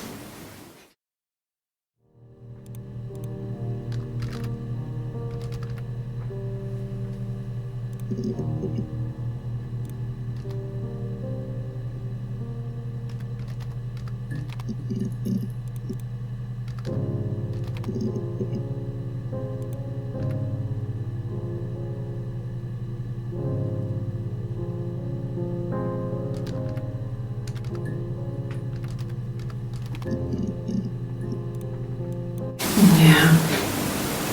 They'd gone to bed feeling ill, thinking it was flu or something. The neighbour called me, I had to use my key to let them in. We found them dead in their bed. And they'd been there for days, no one had noticed. Just awful. It was so soon after my miscarriage, the worst year of my life. I'd been so happy to get married, and after that it was just like, fuck.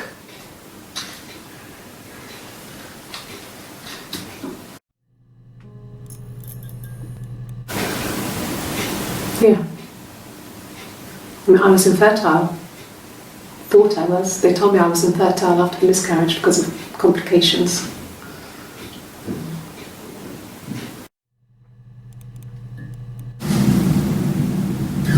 Hannah had a miscarriage. This was late in the pregnancy and it left her infertile. Felt like the universe had corrected its course. We were aligned again. But Hannah and Simon were still living with his parents. They were married. Simon had a job at the Glaziers now. Eric had given him a full-time position after he left school. And then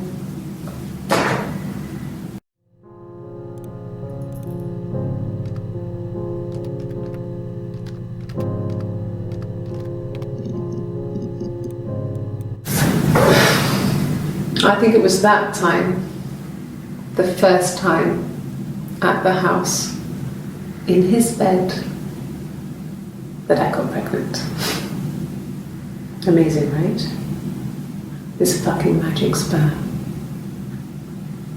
And they say lightning doesn't strike twice. I didn't tell him. I missed 3 periods. I had pretty irregular periods anyway, but 3. I had always thought we were infertile. Both of us. I didn't tell him. Just waited. Hannah and I were meeting for our birthday and I told her because I thought she would be happy for us both. I think she was.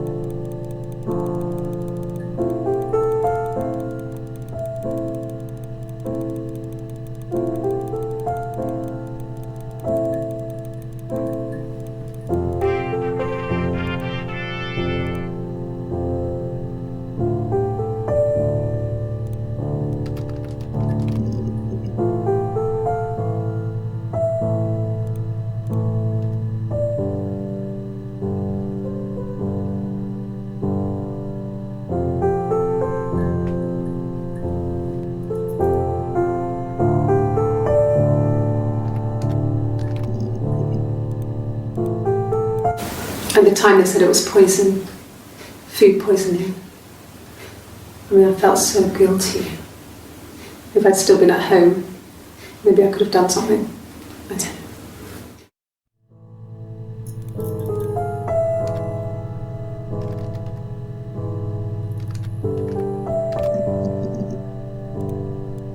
Yes, I speak with Eleanor at least once a day. Not that there's anything much to say. It's more just...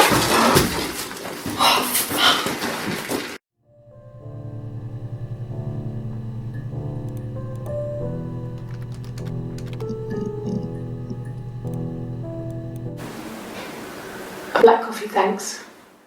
No sugar. I'm sweet enough as it is.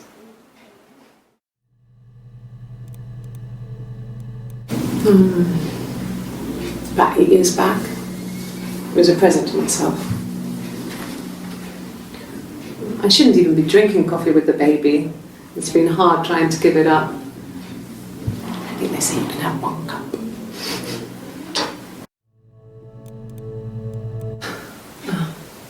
Coffee, I guess. Milk and sugar.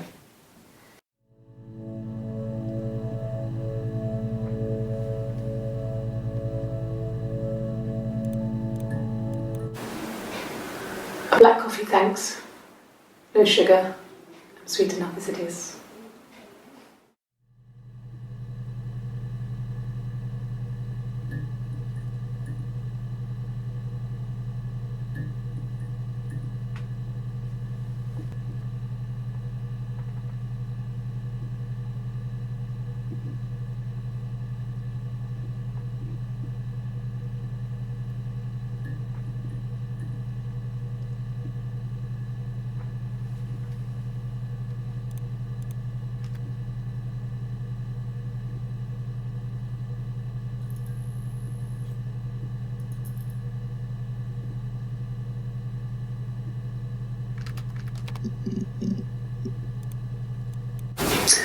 A cup of tea would be good, thanks. Just 1 sugar.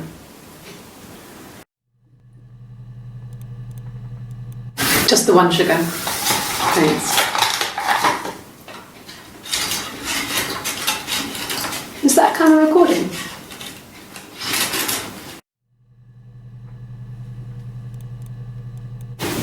Black, no sugar. Thanks.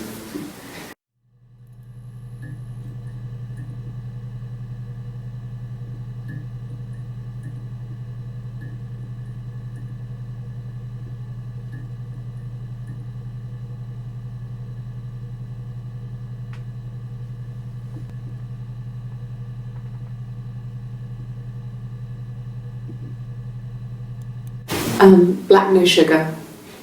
Thanks.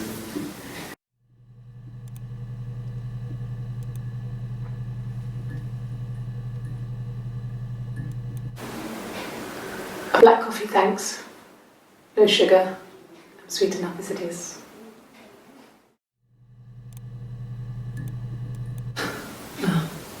Coffee, I guess. Milk and sugar.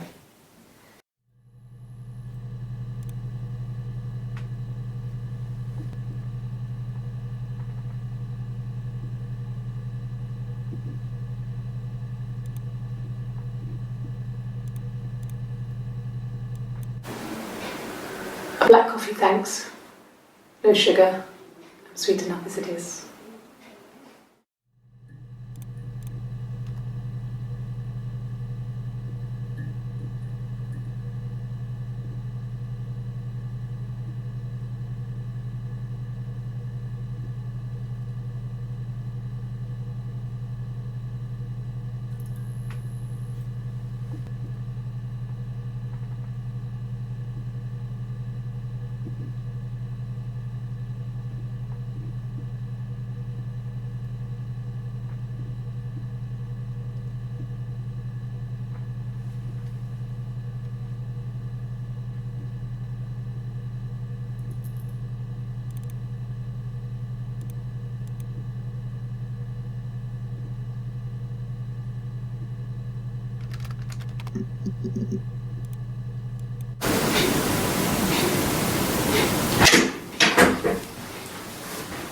Is that camera recording?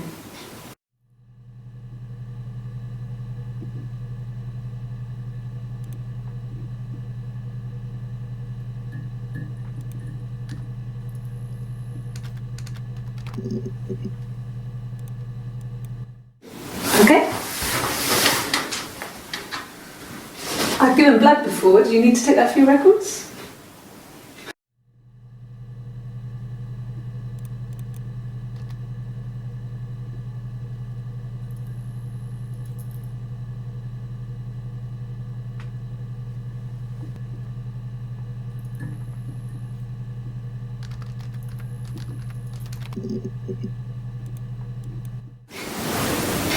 Nothing like this has ever happened to me before.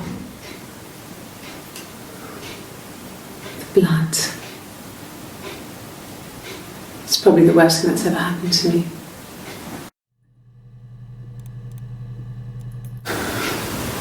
Well, fine, considering. I got back into the house today, and that was weird, knowing your people have been there through my things. It's like I've been burgled. Only worse, obviously. I don't know. I haven't lived in the cellar yet. They sent a cleaner in. As good as new, he said. But they had to throw some stuff out. Couldn't get the blood out. And I'm still waiting to hear from the coroner so we can get a date set for the funeral. It's going to be a cremation. So,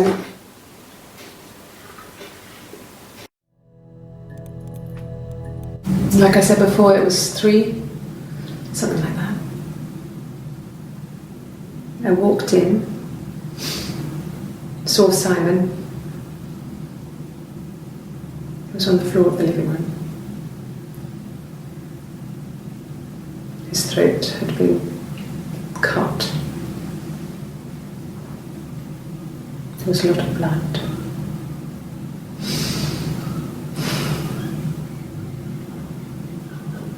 Yeah, he was dead.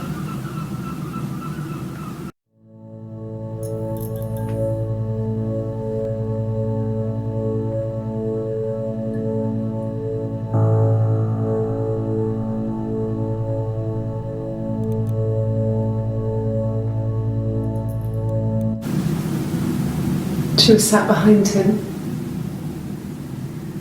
She had my wig on. And she'd been there all day.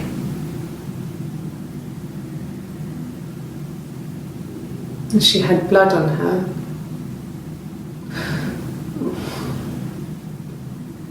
And she was in shock.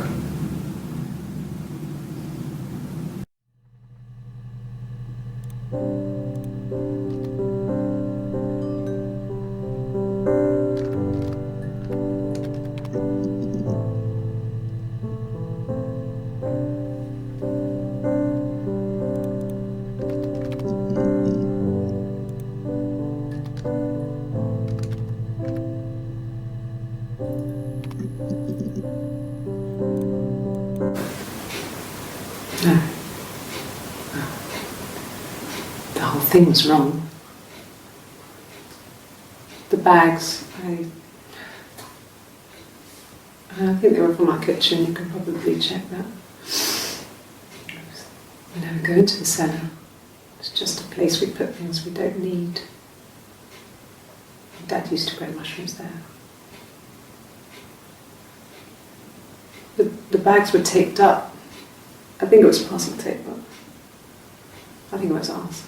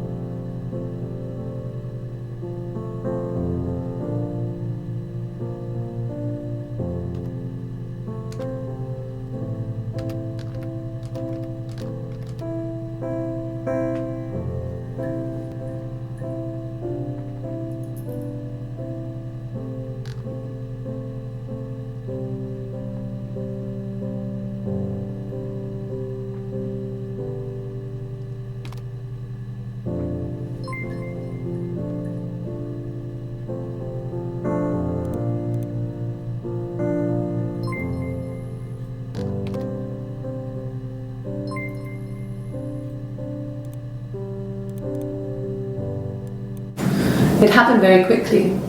We hardly had to talk to each other. We agreed almost silently. The baby was what mattered. We'd help each other. We cleaned up. We bagged up the broken mirror, her clothes. They're gone. We took him down to the cellar. We knew we had an alibi, and we wanted the body to be found later. We wanted to have suspicion on us, so we could then disprove it, rather than have it linger. Better to keep the body in the house than risk being seen with it. The watch, that was my touch, to make sure the alibi stuck.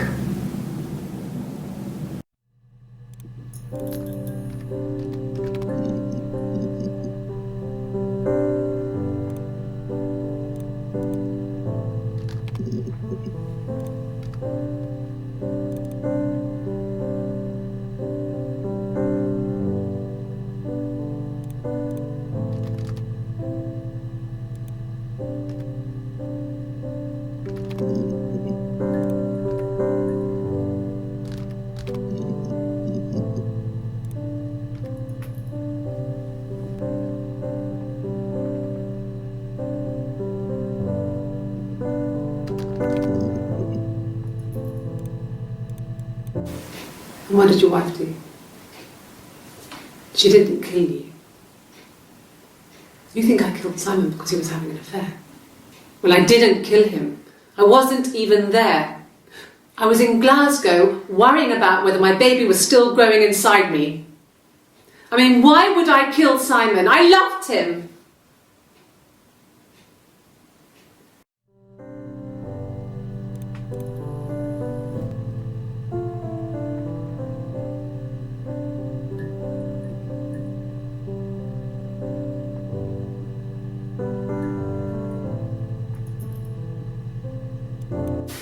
I mean, what if they were crazy? You hear about these crazy people all the time. I mean, why would anyone who knew Simon want to kill him?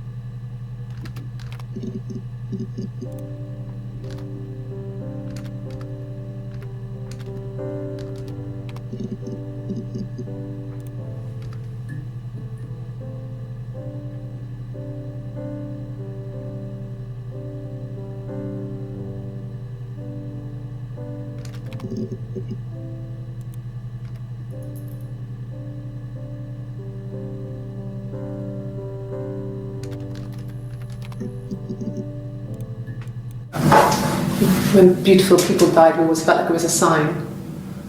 You remember Princess Grace? Grace Kelly? She died in a car crash the year before we met Simon. We used a Ouija board to speak to her, and that gave us the power to find him. That's what we thought then. That people who died tragically leave some kind of magic behind. We used to share dreams. We used to wake up and write them down in our diaries immediately and compare them.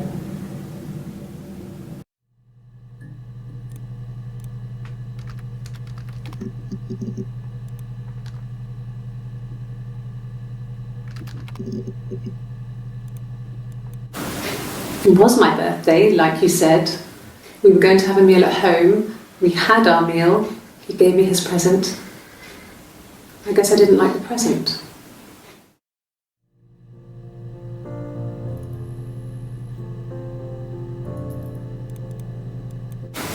From when I woke up. Okay. I woke up. Simon was already up and he made me birthday breakfast of eggs Benedict. We both had to go to work, so we saved presents till later. I got to work, had some birthday cake, children sang me happy birthday, then I came home. The birthday meal was a takeaway, and Simon gave me his present, which I didn't mind. And after that, we talked about the baby. Turned into a big argument. Simon left. I was furious. I wanted to get as far away as I could and get some space to think. So I left.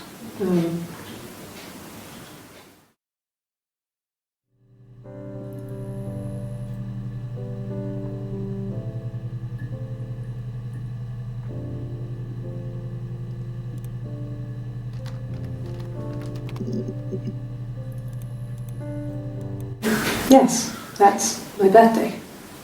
Not one of the big ones, but I guess you can see that.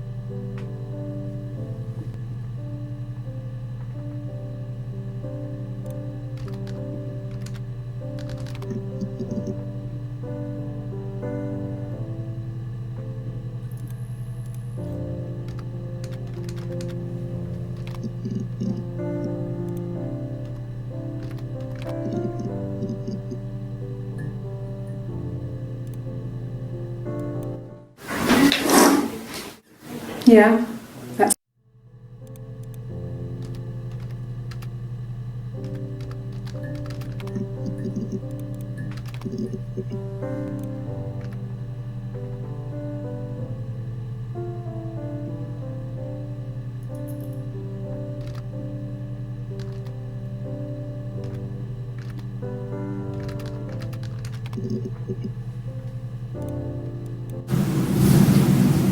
Her story is that she'd waited for him to come back.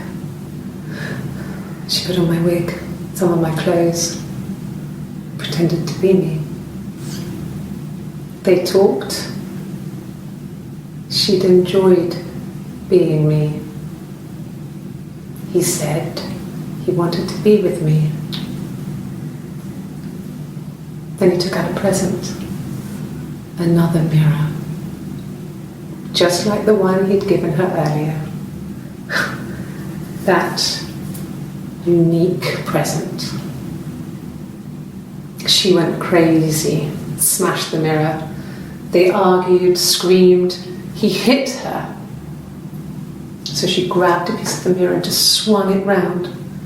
She cut his throat clean open. She'd only meant to scare him off.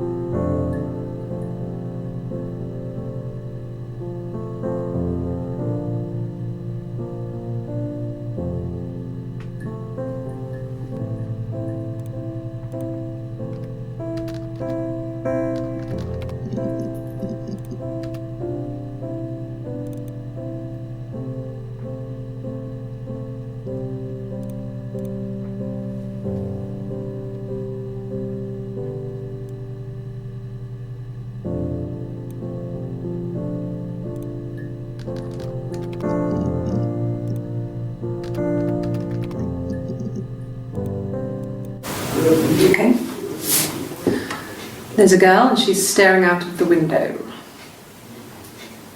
She's sad. She's trapped. She's here. She's looking out the window because her mother won't let her out. Well, she wasn't my real mother, but she raised me. Do you want to hear the story? It's a real-life fairy tale.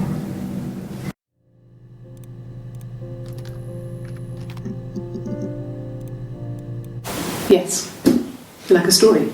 A beginning, a middle, and an end.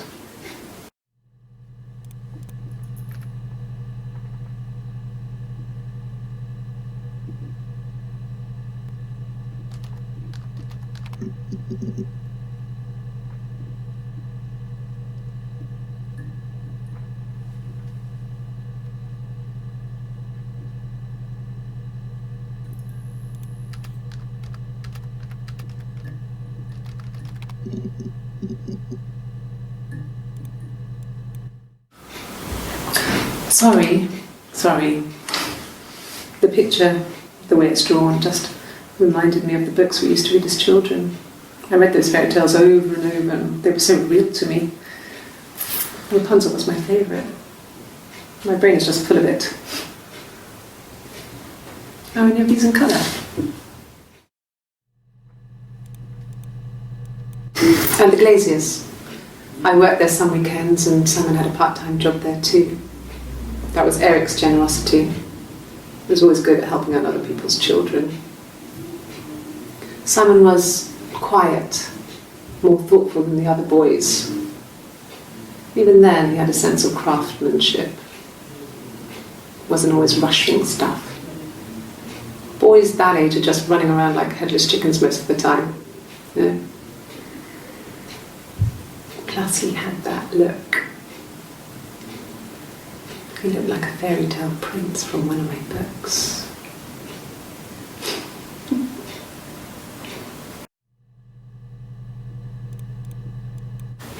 Simon never cheated on me. He was devoted to me, and I was devoted to him.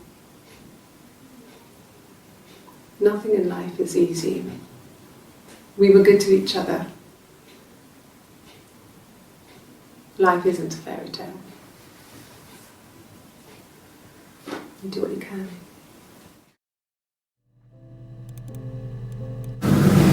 Fairy tales. Stories about lost princesses, evil witches, magical mirrors and lost children. So you see, even before I knew the truth, I'd found it in those stories.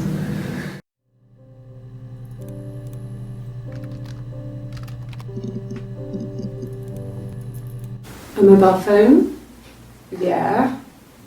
Well, they have one for the Glaziers, but it's only for work. I can't remember the number. Oh, it's in the kitchen. I saw it plugged into its charging cradle. No. Everyone loved Simon. He's a Glazier, he doesn't have much money. I don't know.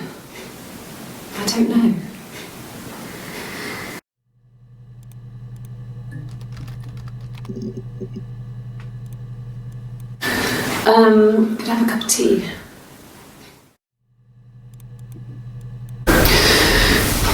Maybe a fresh cup of tea?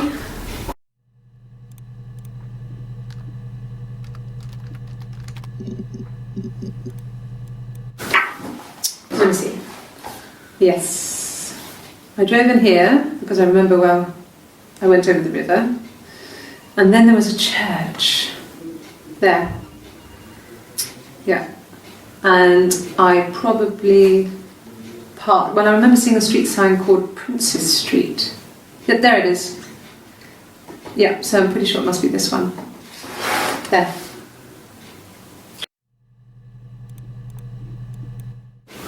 I don't know if anyone really changes. You just become more yourself. Simon was my prince, and that hasn't changed.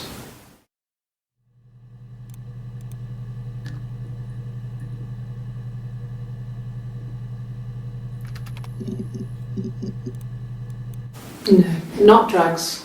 I mean, he drinks, but never very much. He goes to the pub and has one or two. Sometimes we go together. He drinks wine with food, but no, he doesn't have any kind of drinking problem.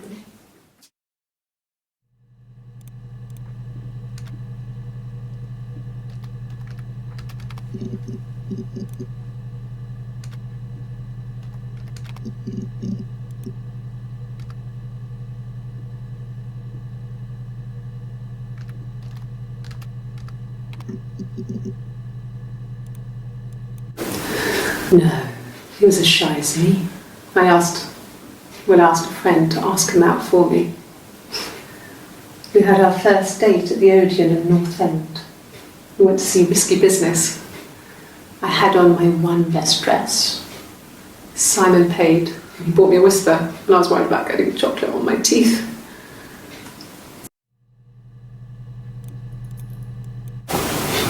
Simon's parents offered to put me up, but I didn't think it would be a good idea. It would be too sad. Not right now. I'm staying at a friend's. Mum and Dad had never had any reason to notice. They were always busy. If Hannah was eating a lot, they didn't mind. She didn't put on any weight. That girl has a healthy appetite. If they heard us talking in the attic, they just thought it was Hannah playing one of her games, and that Eve was our imaginary friend. Once, she was already up and dressed and ready to go to school, and I snuck down for a piss. Mum saw me in my underwear, she went mad. "Get dressed this instant!" So I ducked into our bedroom, and seconds later, out came Hannah, dressed and ready. Mum was amazed.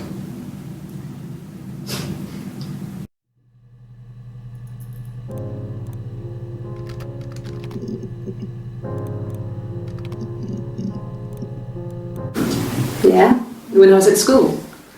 I worked part-time in the front shop. It was sort of an extended family thing. My dad used to work there, my mum worked there before I was born. I took care of paperwork, filing, typing out invoices, that kind of thing. It was a good job for a girl back then. I didn't work a till or anything though, I was quite shy, so I wouldn't have liked to have worked a till.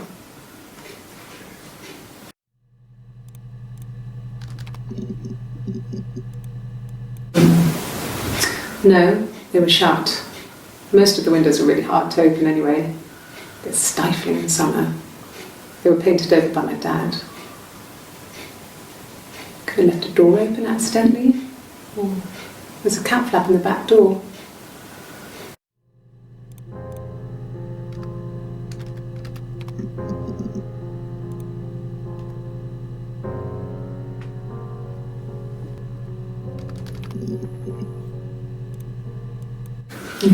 Thanks. Please find Simon. I love him so much.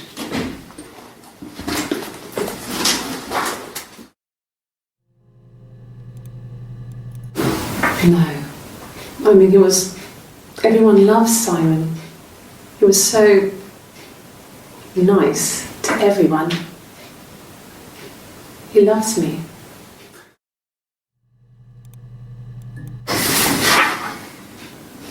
Cute. You must love them very much. What ages are they?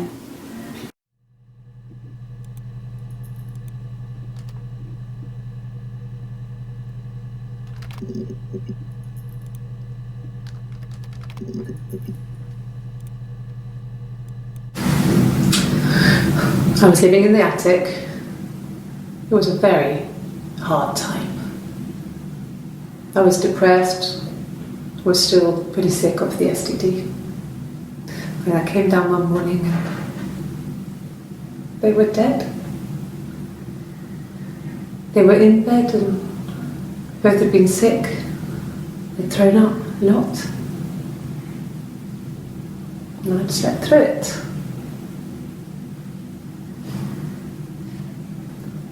The police said it was mushrooms they ate. Dad was a mushroom expert. He used to take us picking with him, and he taught us how to recognise them. There's no way you would have picked death caps.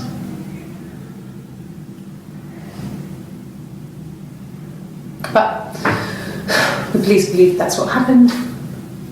They never even looked in the attic.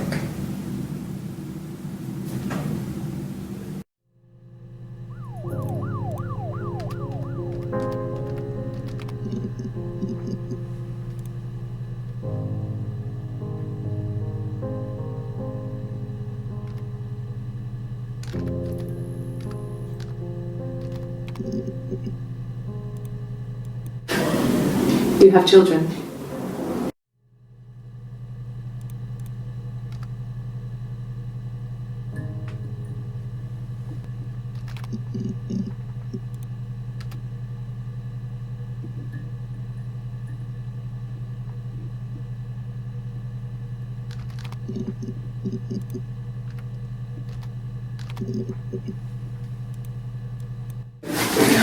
No, I'm okay. Fuck.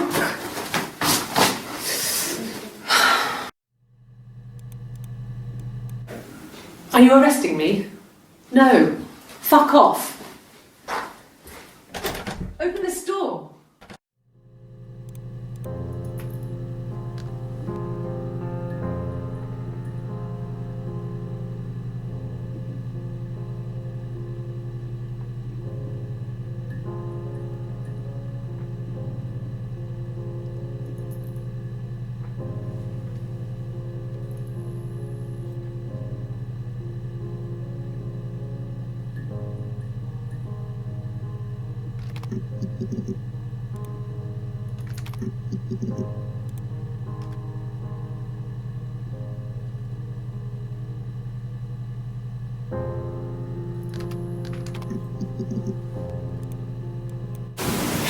And the hotel said he was there?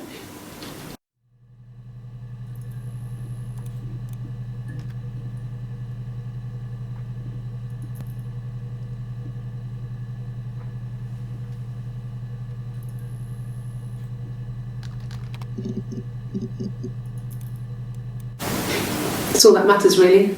The baby.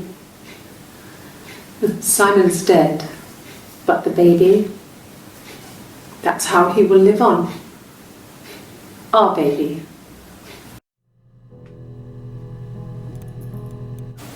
Rehearsed? You ask me the same question, you'll get the same answer. Is that your evidence? Of course I thought about what happened then. It's all I've thought about. My husband is dead.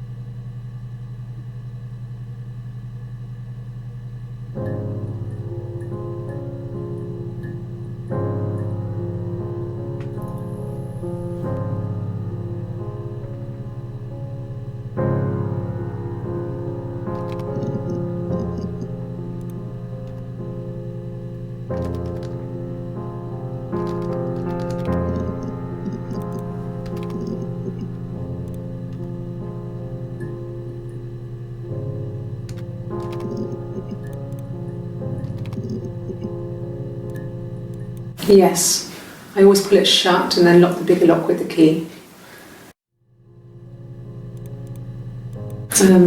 No, I don't think it was. I turned the key but it was already unlocked.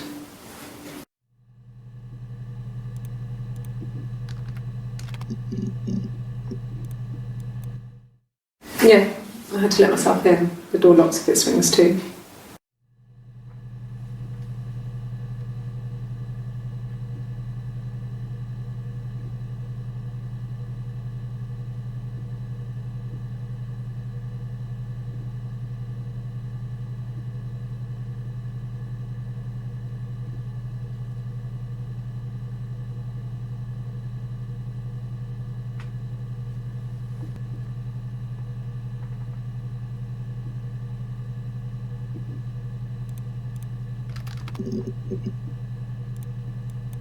Bruise? Oh yeah, no, it's nothing. I was going through the top cupboard in my kitchen and the chair slipped and I kind of hit the door with my face. I mean, it hurt like hell.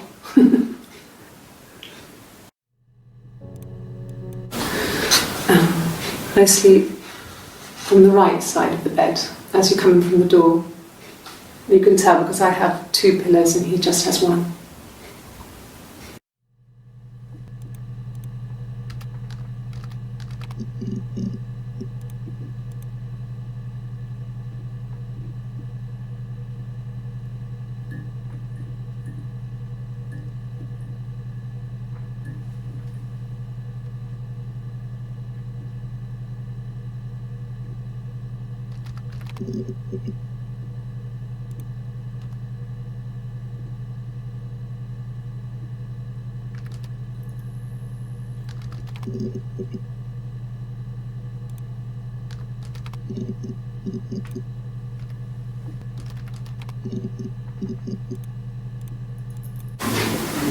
Simon was very moral about that sort of thing.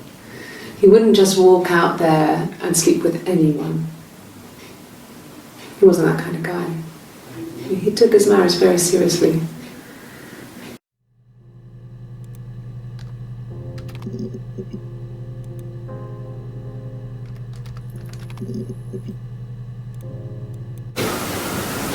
I wasn't in the house all of Friday night. After the argument, after Simon left, I left too. I was upset and I wanted to get away, so I took the car.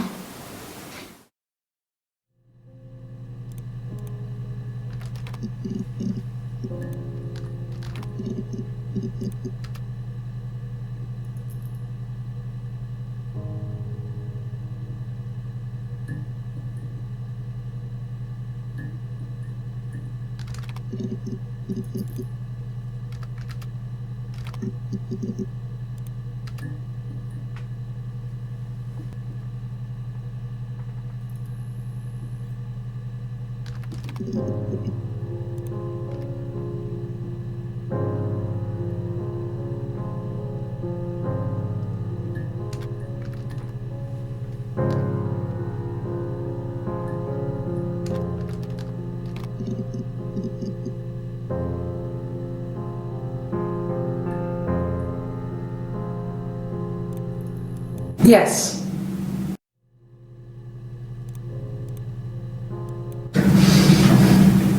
Yes.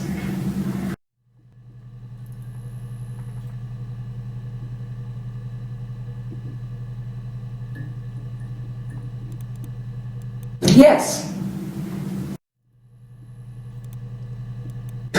Yes.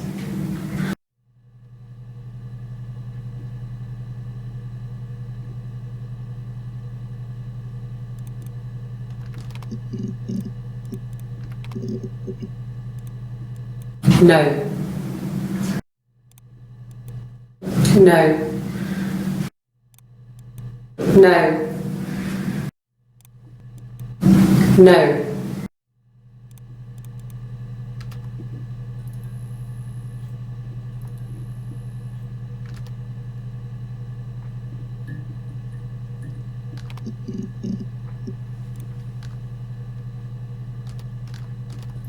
I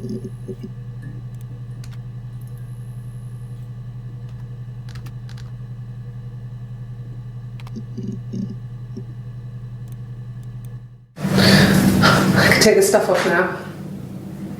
Did I prove I'm innocent? After the kiss, the next time, he took me back to the house, to our parents' house, to their house. So, it was definitely him. I sometimes think he wanted to get caught to prove to himself that we were different people. He told me about his marriage, told me how his wife was completely different to me. I almost burst out laughing.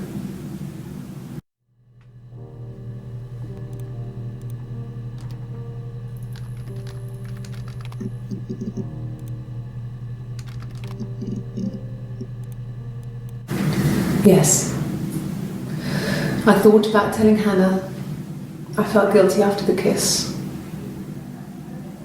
But then it began to feel like this was the way it should be.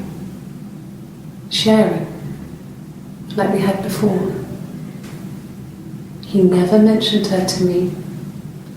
There was the Simon with me and the Simon with her. It was almost like it was a different Simon. But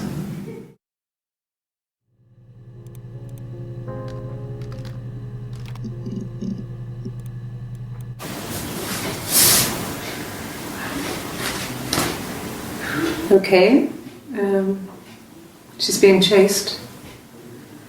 They're trying to catch her because she did something bad.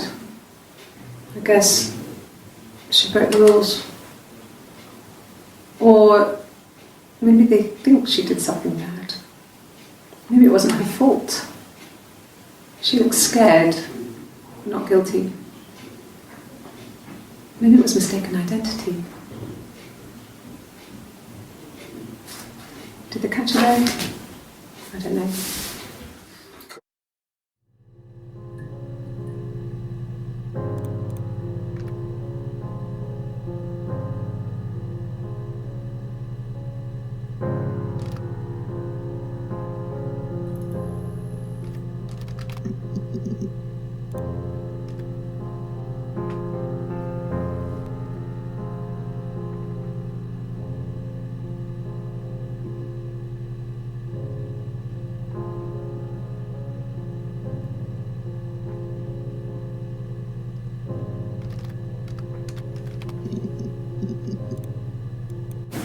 Okay. So you want to eliminate me as a suspect?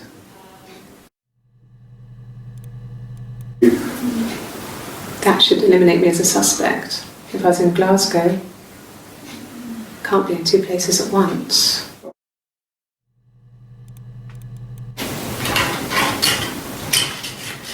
This is the third day running you've called me in. I speak to Doug and Eleanor every day. They say you've been asking a lot of questions about me. Should I be worried? Am I a suspect?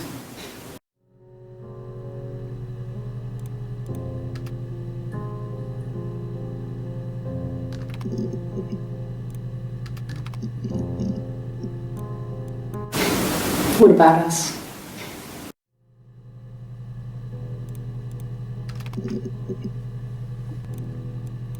Sure, I think. I do all the bills and paperwork and handle all the money stuff, so it should be easy for me to find. Do you want them dropped off to you?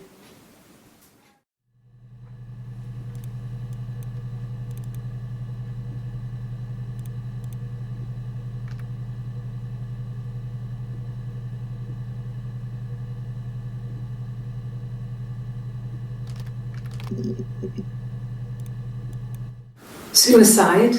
No. I mean, he would never do anything like that. He is not the kind of person to do anything like that. I mean, to hurt himself? No. Hurt someone? Yes. But everyone thinks that from time to time, right? You just want to lash out.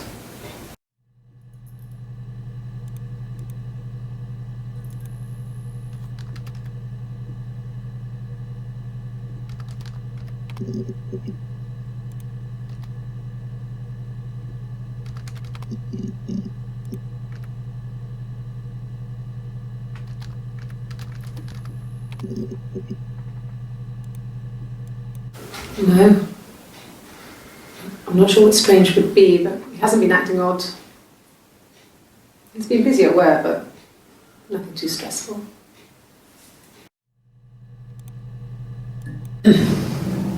Yes.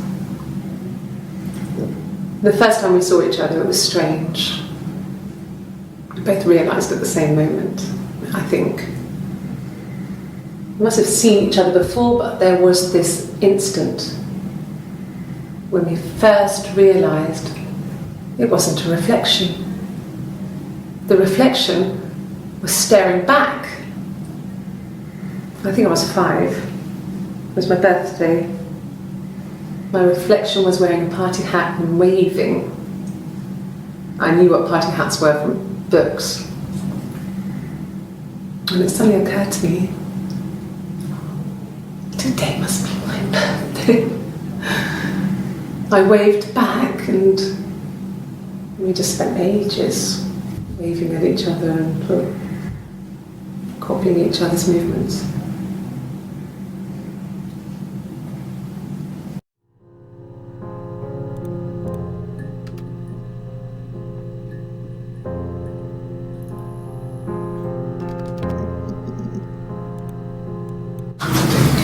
The legal stuff was completed very quickly.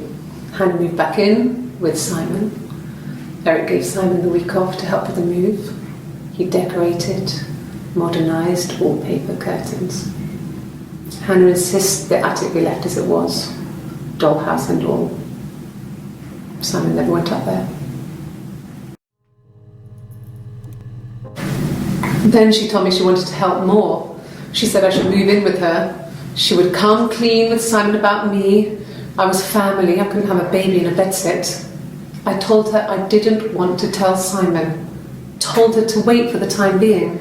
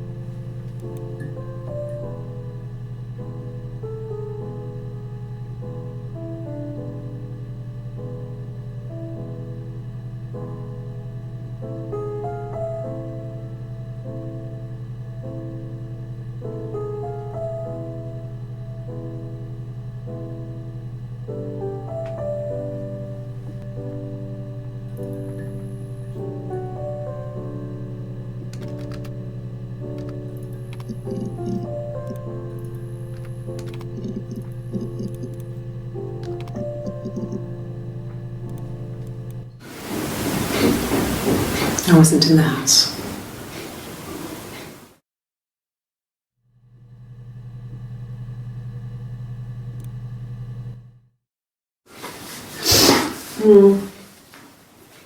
I left the next day, Saturday. I slept for a few hours in the car. When I woke up, I came straight back. Simon wasn't returning my calls and I wanted to try and make up. I got back to the house and Simon wasn't there, and excuse me. Is there a bin?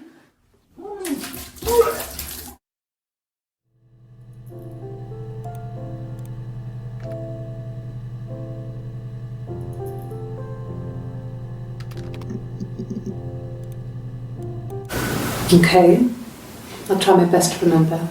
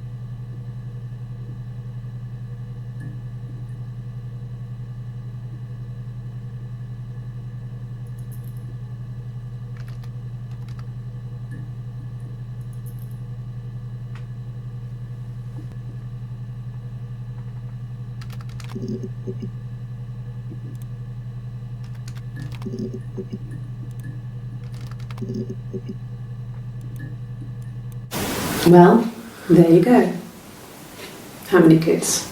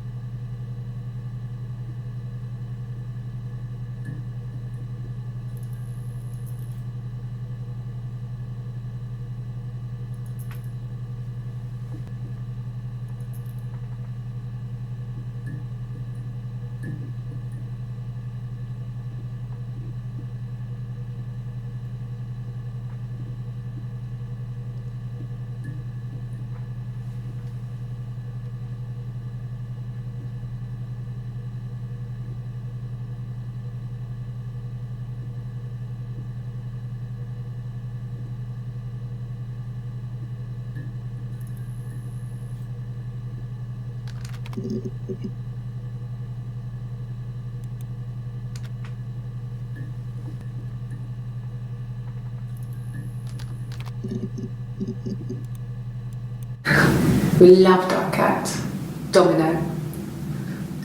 He had this little bell around his neck to stop him from killing birds in the garden.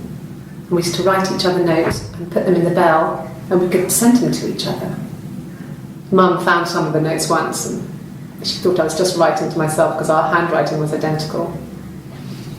And we had our own words for things, so she didn't quite understand them anyway.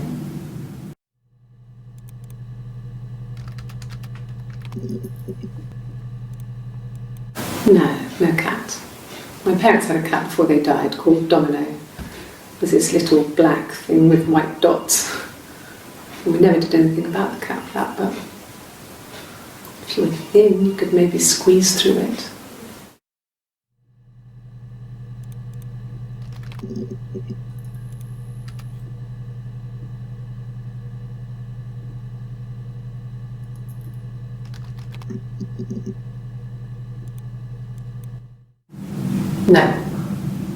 No, he wasn't wearing his wedding ring.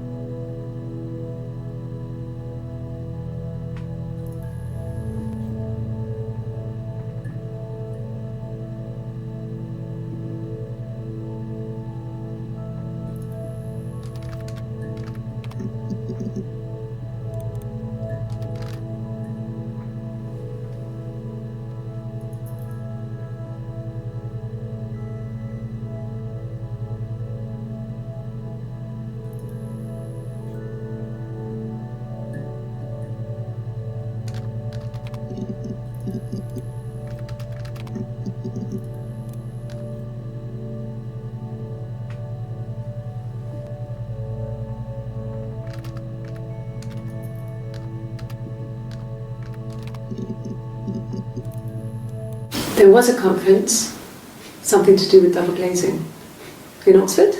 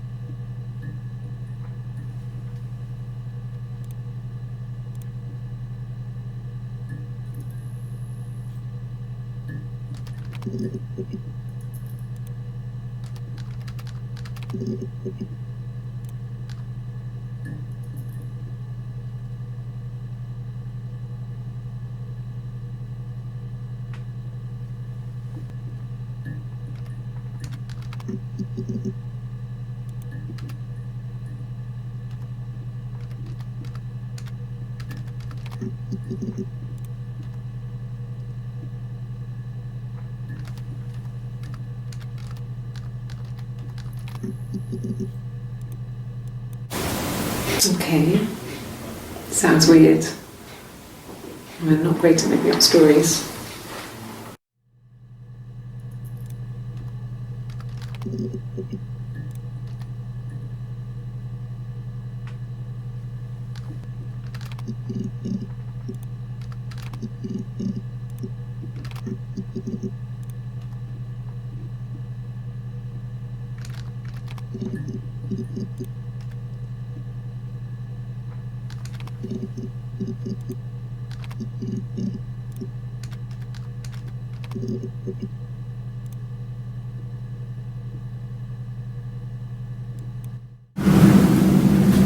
Mother wanted me to grow my hair long, but I kept cutting it myself. I wanted to look like my reflection. She always had short hair when she was little. Mother would hide the scissors, but I would find a way. Cut it with a bread knife, something like that. My reflection would always leave her house and go on adventures, but I never could. Mother taught me at home, and I had books and TV. Oh, TV was magical, but it was only on when it wanted to be, so I spent a lot of time reading books.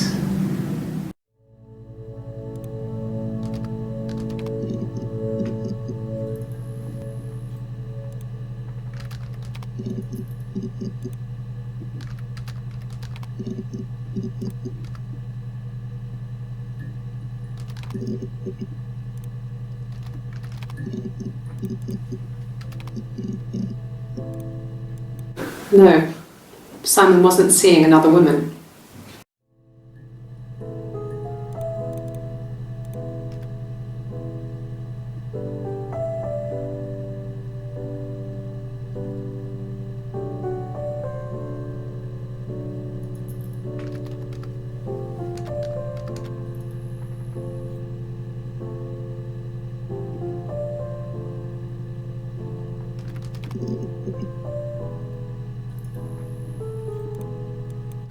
Oh, tastes fine to me. As long as it's black and strong, I'm good.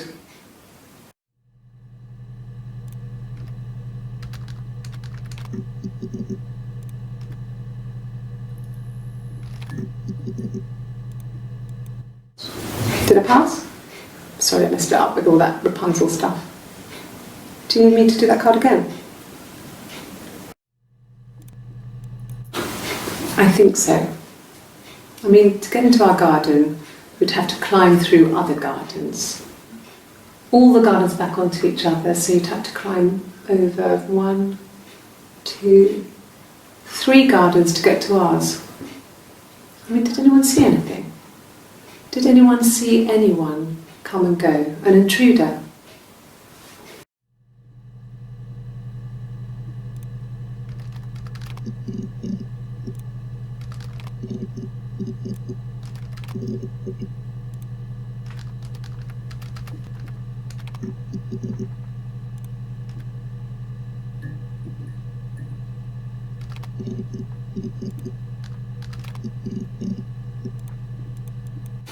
Good, happy.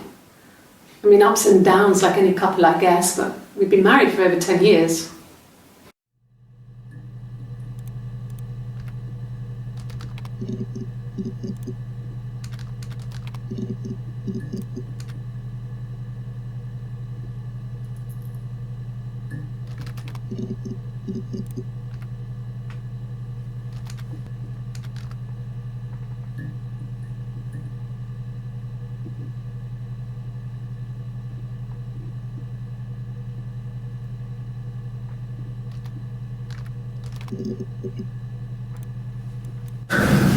It's like I told you before, I drove.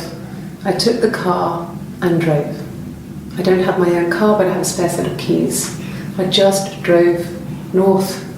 I wanted to think, put some space between me and them. Everything I told you before is true. I stopped at Glasgow. I was tired, exhausted. I pulled out and I hit a car. My car was okay, but I was worried about the baby, so I went to A&E to get the okay. Everything was fine.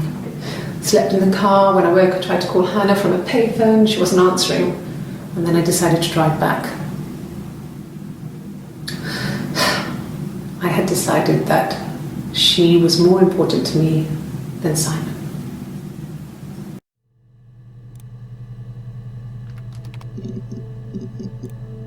I think when I drove back, it was about 8 or something.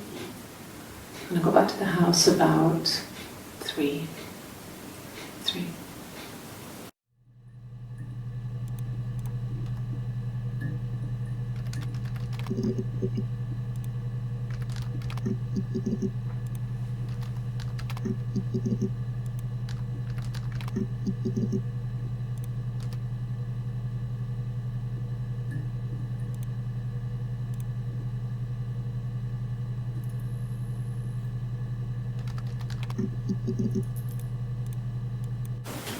I don't see how it's hard. We've established I was in Glasgow when he was killed. You've spoken with the hospital.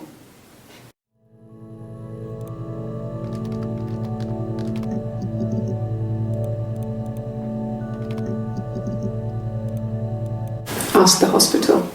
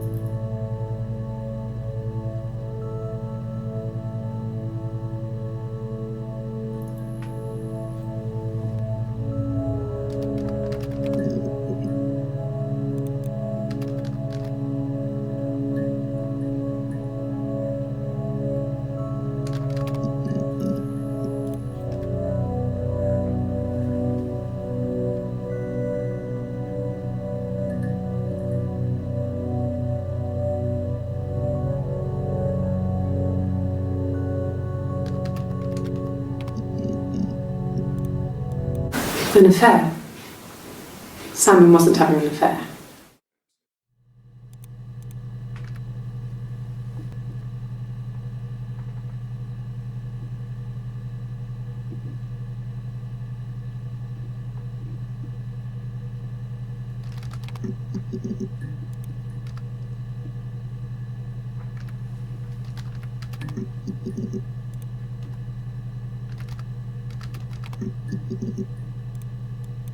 Sorry.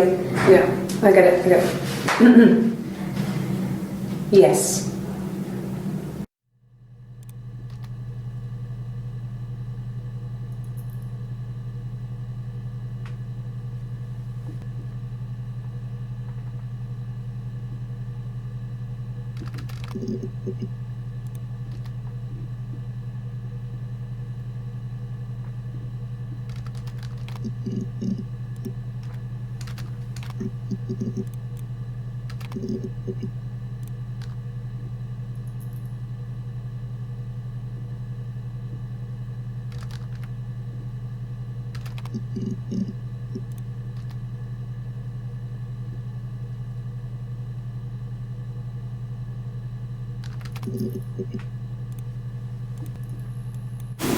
I wouldn't say that.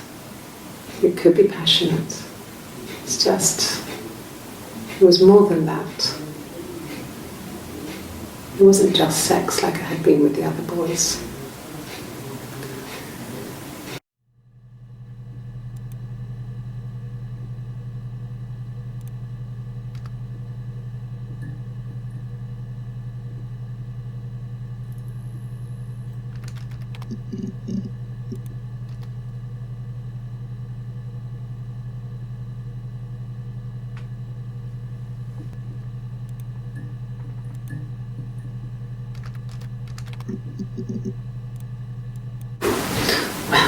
I remember the ticket, of course. I paid it without telling Simon. Didn't want to get told off. And they put points on the license. You must be desperate for leads if you're getting hung up over 6-month-old speeding tickets.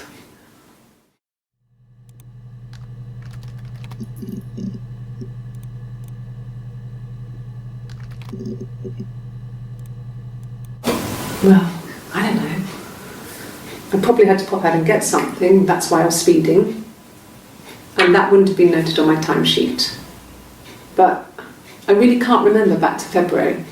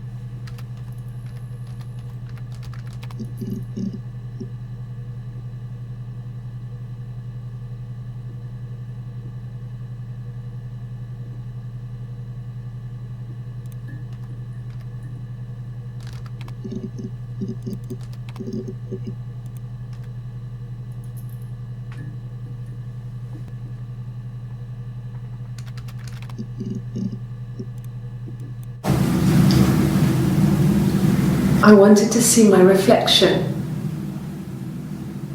I thought that if I touched her, something would happen.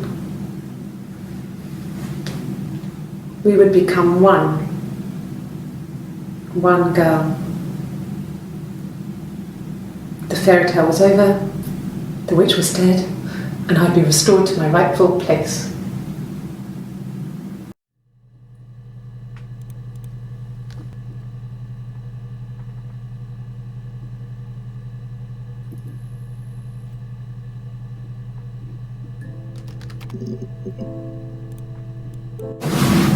Yes, it was a cremation for the best.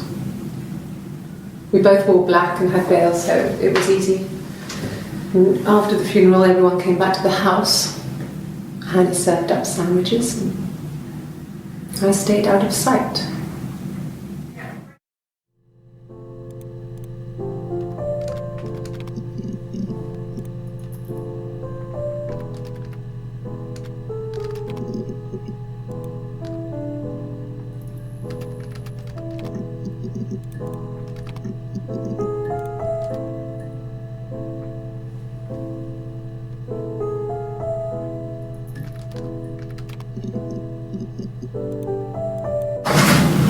It lasted about 6 months.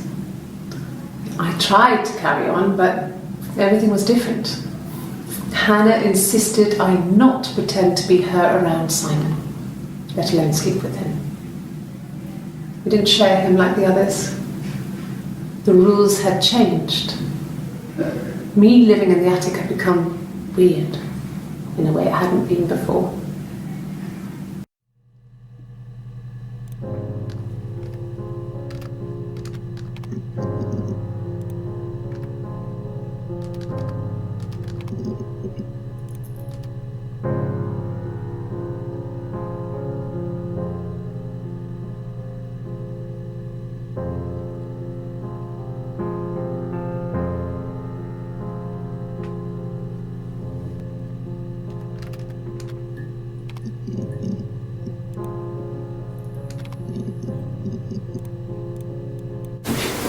If you put me on You've Been Framed, I want the money.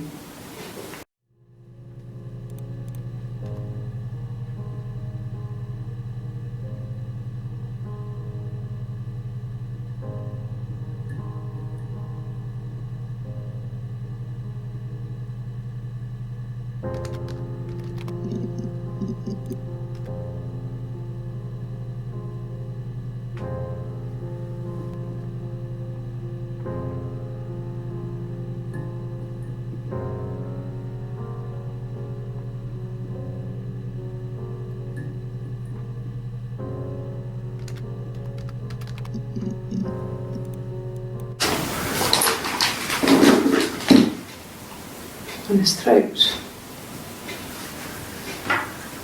How?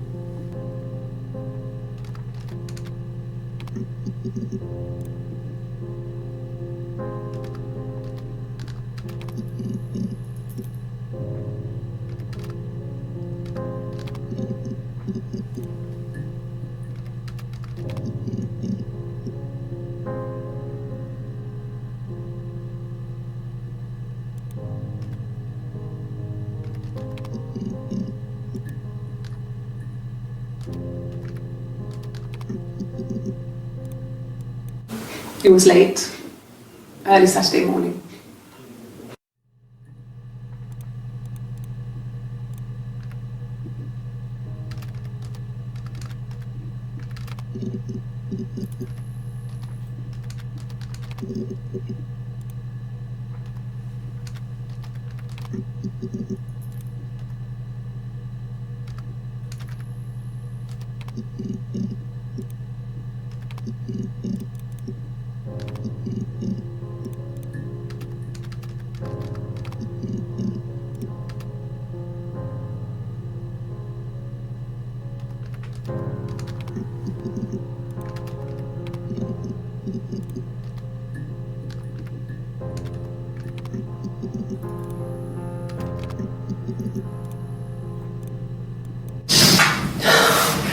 We were obsessed with fairy tales.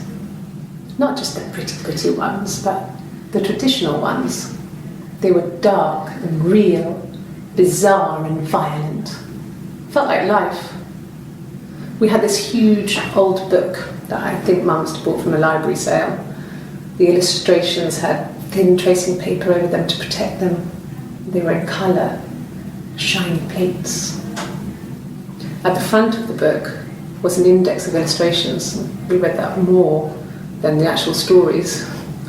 We'd read aloud the captions and flip between the pictures. There was something intimate about peeling back the tracing paper, undressing the pictures. Rapunzel's hair is cut. The eagle plucks out his heart. The princess pricks her finger.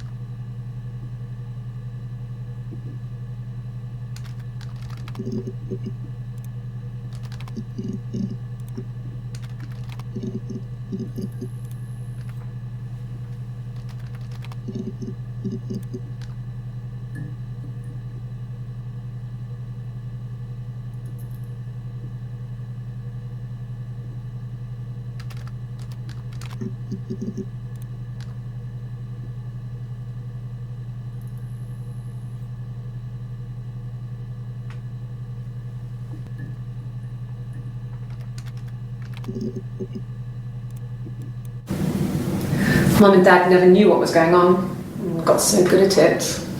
We were so in sync that we'd use each other to cheat. If one of us had a hangover, the other one would go to school. Whoever was best at a subject would sit the exam. There were lots of differences between us. Some things one is better than the other at.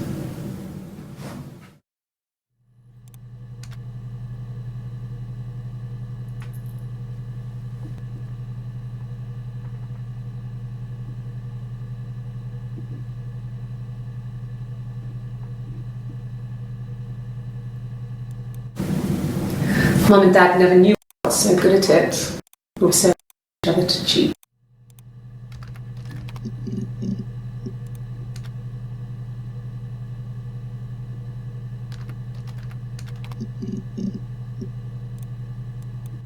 No, I have never been unfaithful.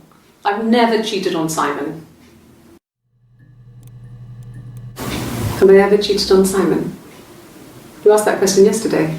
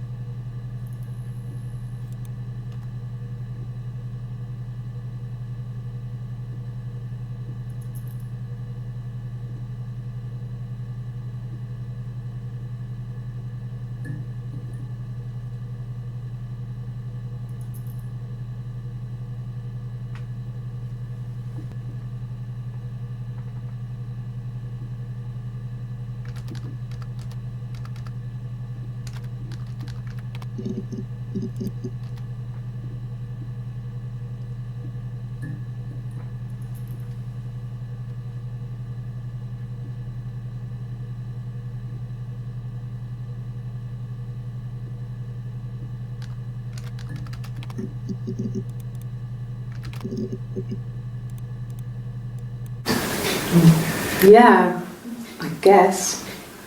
I mean, I'm quite a private person and I didn't want to get into the detail of the argument.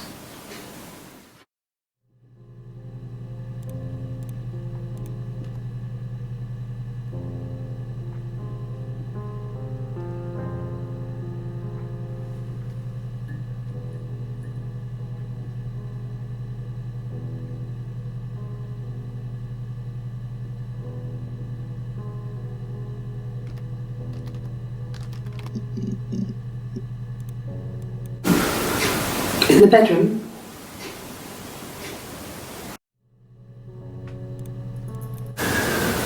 That can't be right. In the bedroom?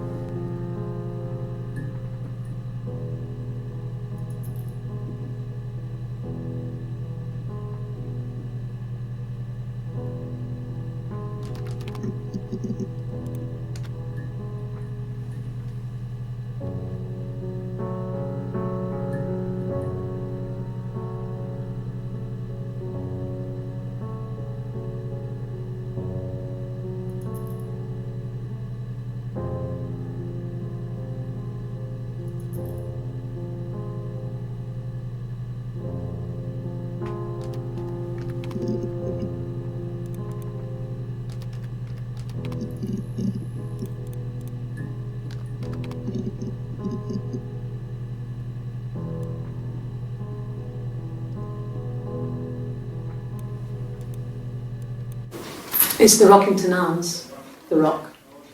It's run by a nice couple, Peter and Susan.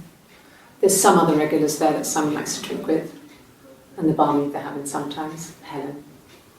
Peter said Simon had been in and had a few drinks.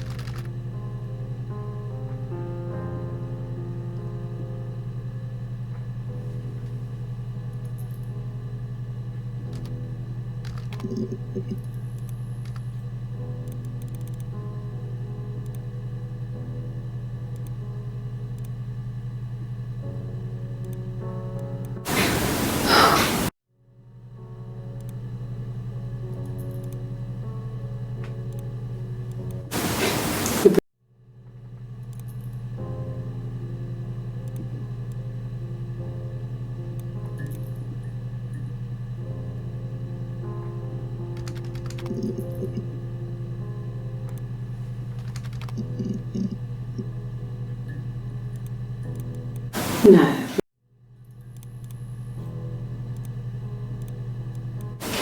Don't mind her.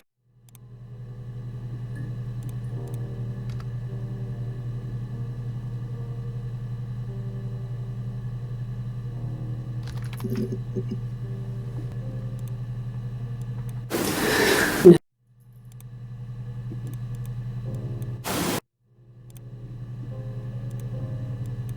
Yes, like a story. A beginning, a middle, and an end.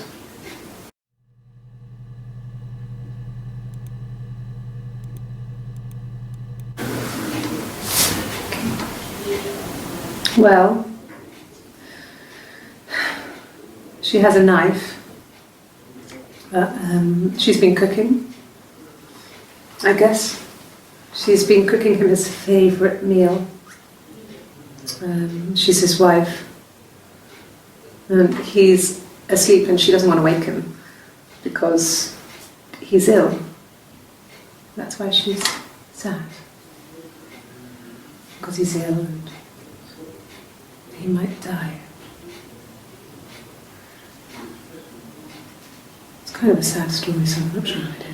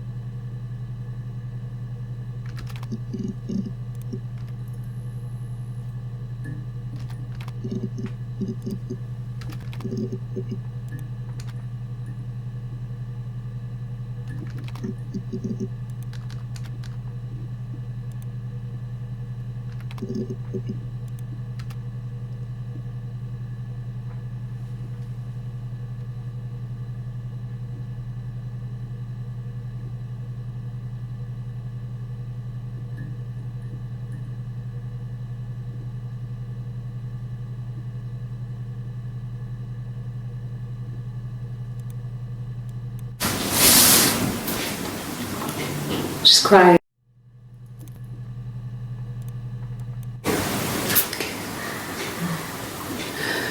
It was after dinner.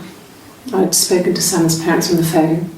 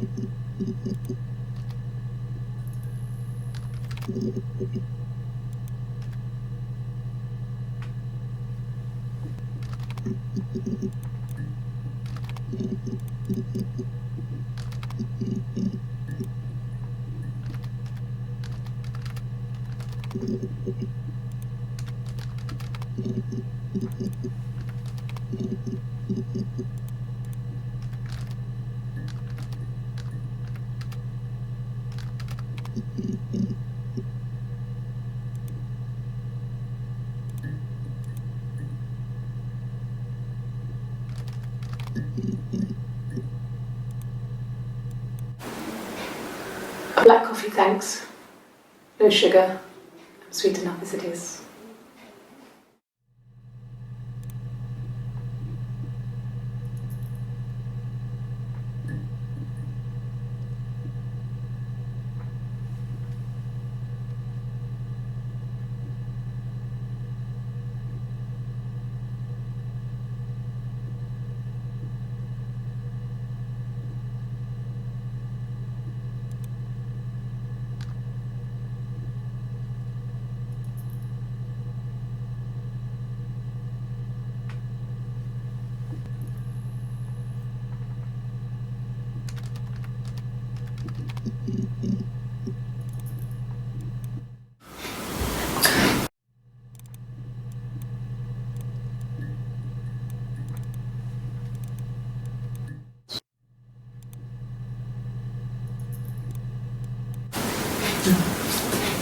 It's Rapunzel. The story starts when she's born. Mother Gothel, a witch, takes Rapunzel from her parents and keeps her look. She cuts off her hair. Actually, her hair's already short here, so she throws her into the wilderness, prince, but she kills him with a... Is that too much?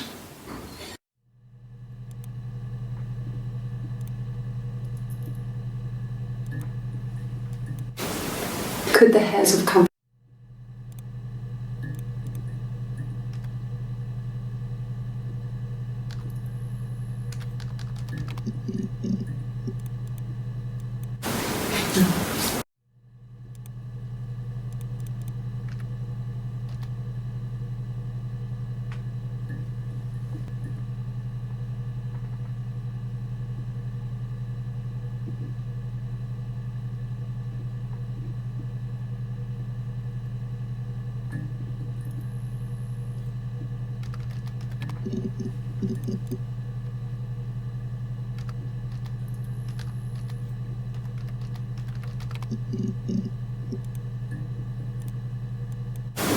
You think it's murder? I mean, clearly it's murder. What can I do to help?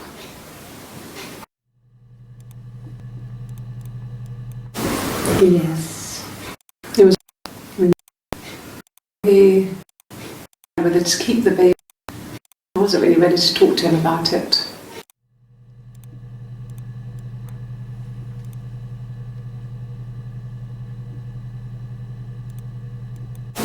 Yes. It was a shock to him. I mean, we never thought it was possible. I don't know what he... I mean, I hadn't decided whether to keep the baby. I wasn't really ready to talk to him about it.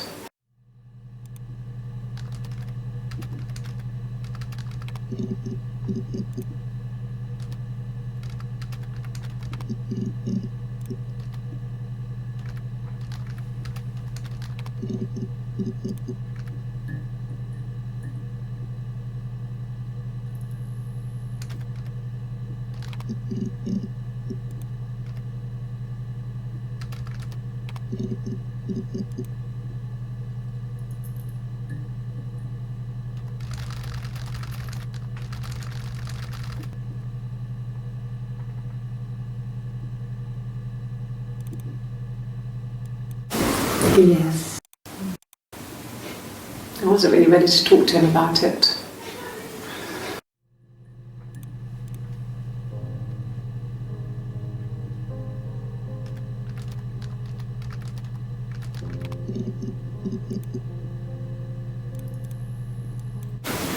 From when I woke up.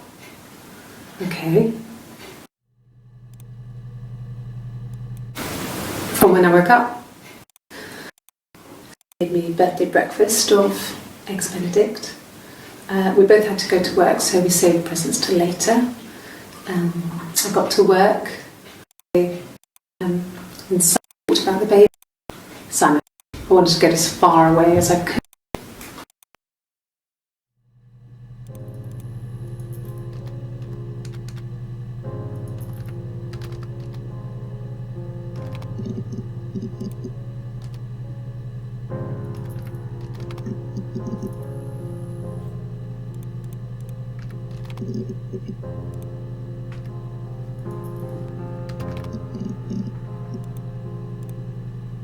Yeah, I pulled over and slept in the car. This was just by the side of the road. I was exhausted.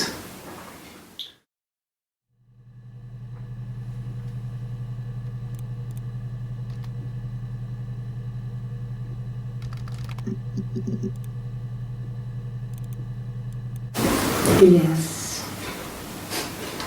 It was a shock to him. I mean, we never thought it was possible.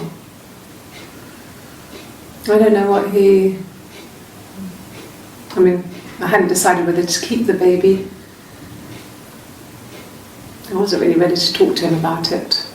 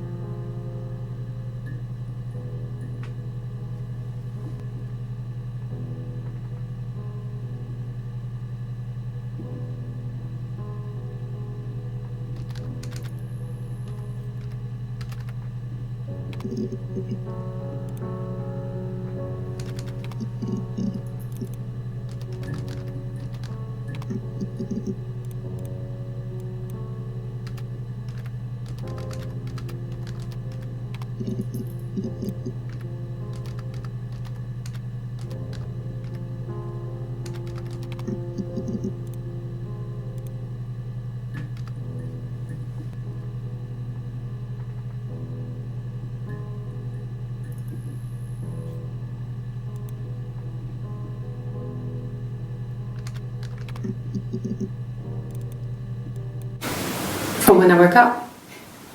Okay. I woke up. Simon was already up, and he made me birthday breakfast of eggs Benedict. We both.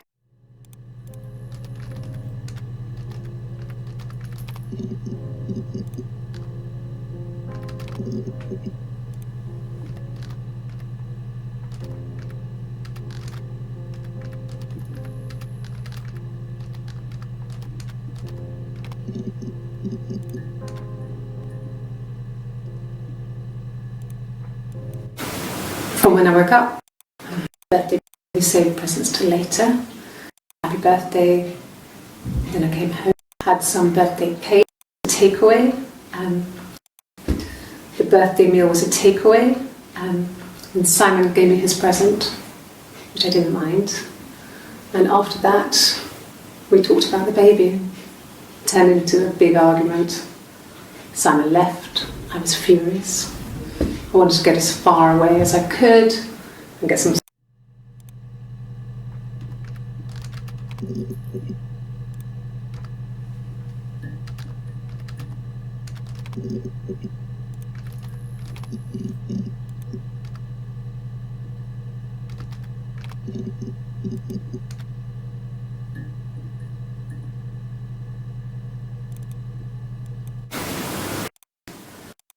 And get some space to think.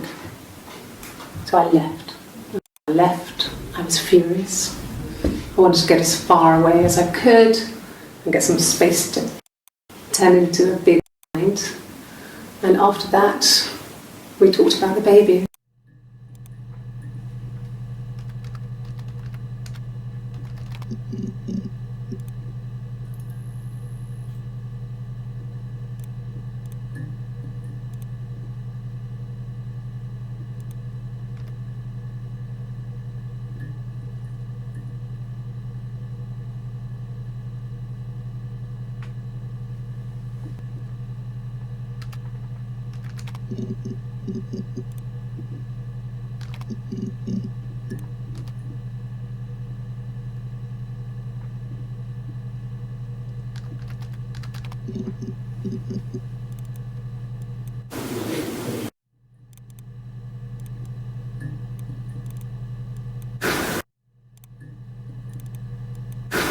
No, I don't think so.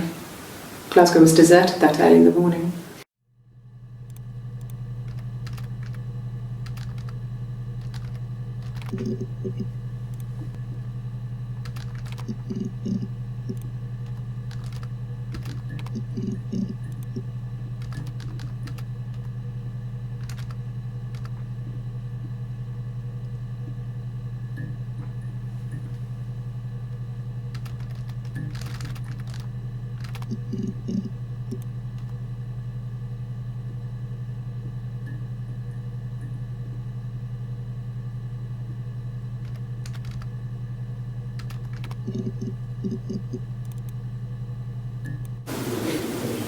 When I arrived in Glasgow,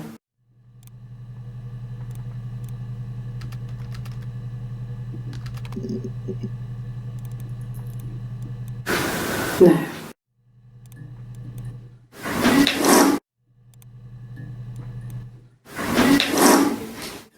Yeah, that's Simon's watch. It was a gift from Eric.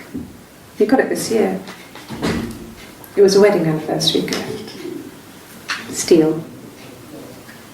It would have been Diane who chose it. She has really nice taste.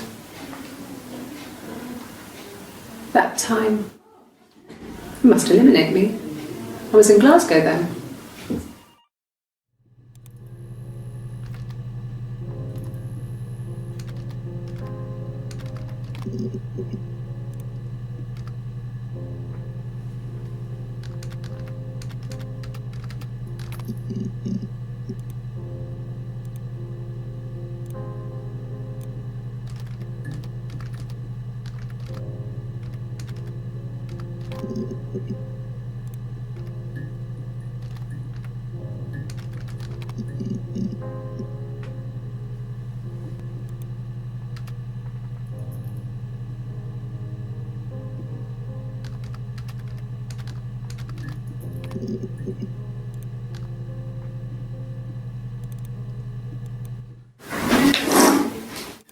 Yeah. Steel. It. She must eliminate me. I was in Glasgow.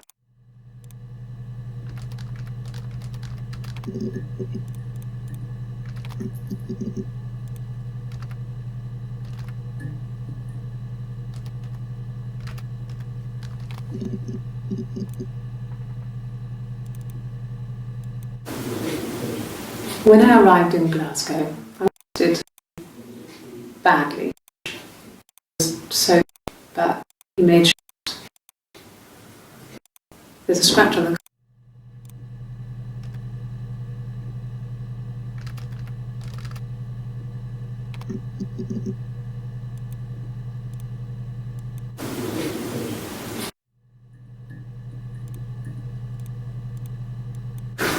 No, I don't think so.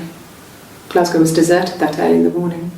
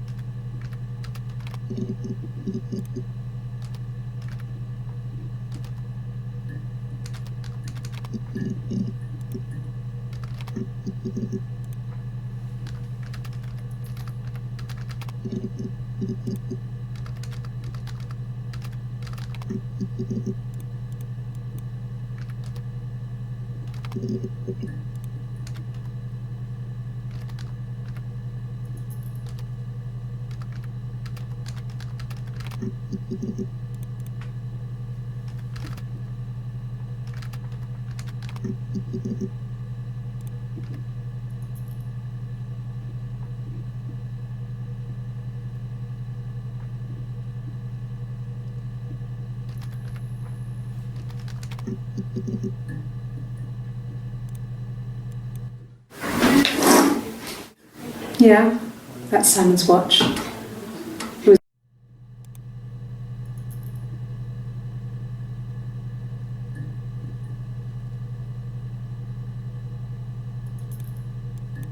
Yes. I got to Glasgow, I was pulled over because a rubbish truck went past. Got some petrol, bought a coffee, and tried calling Simon from it. Headed back.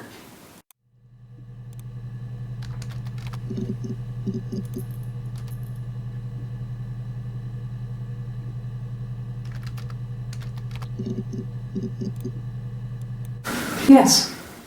In the car. Because a rubbish truck went past. I got some petrol, bought a coffee and a pastry, tried calling Simon from the payphone, and then headed back.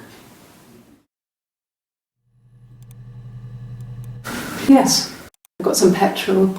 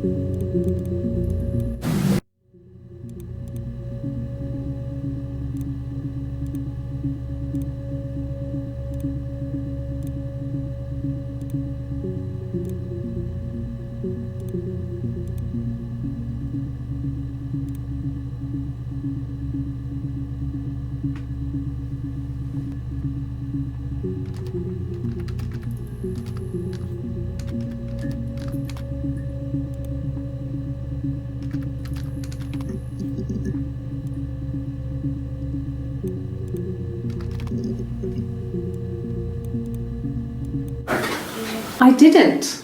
I slept in the car. I left about 9 that night. I wasn't there.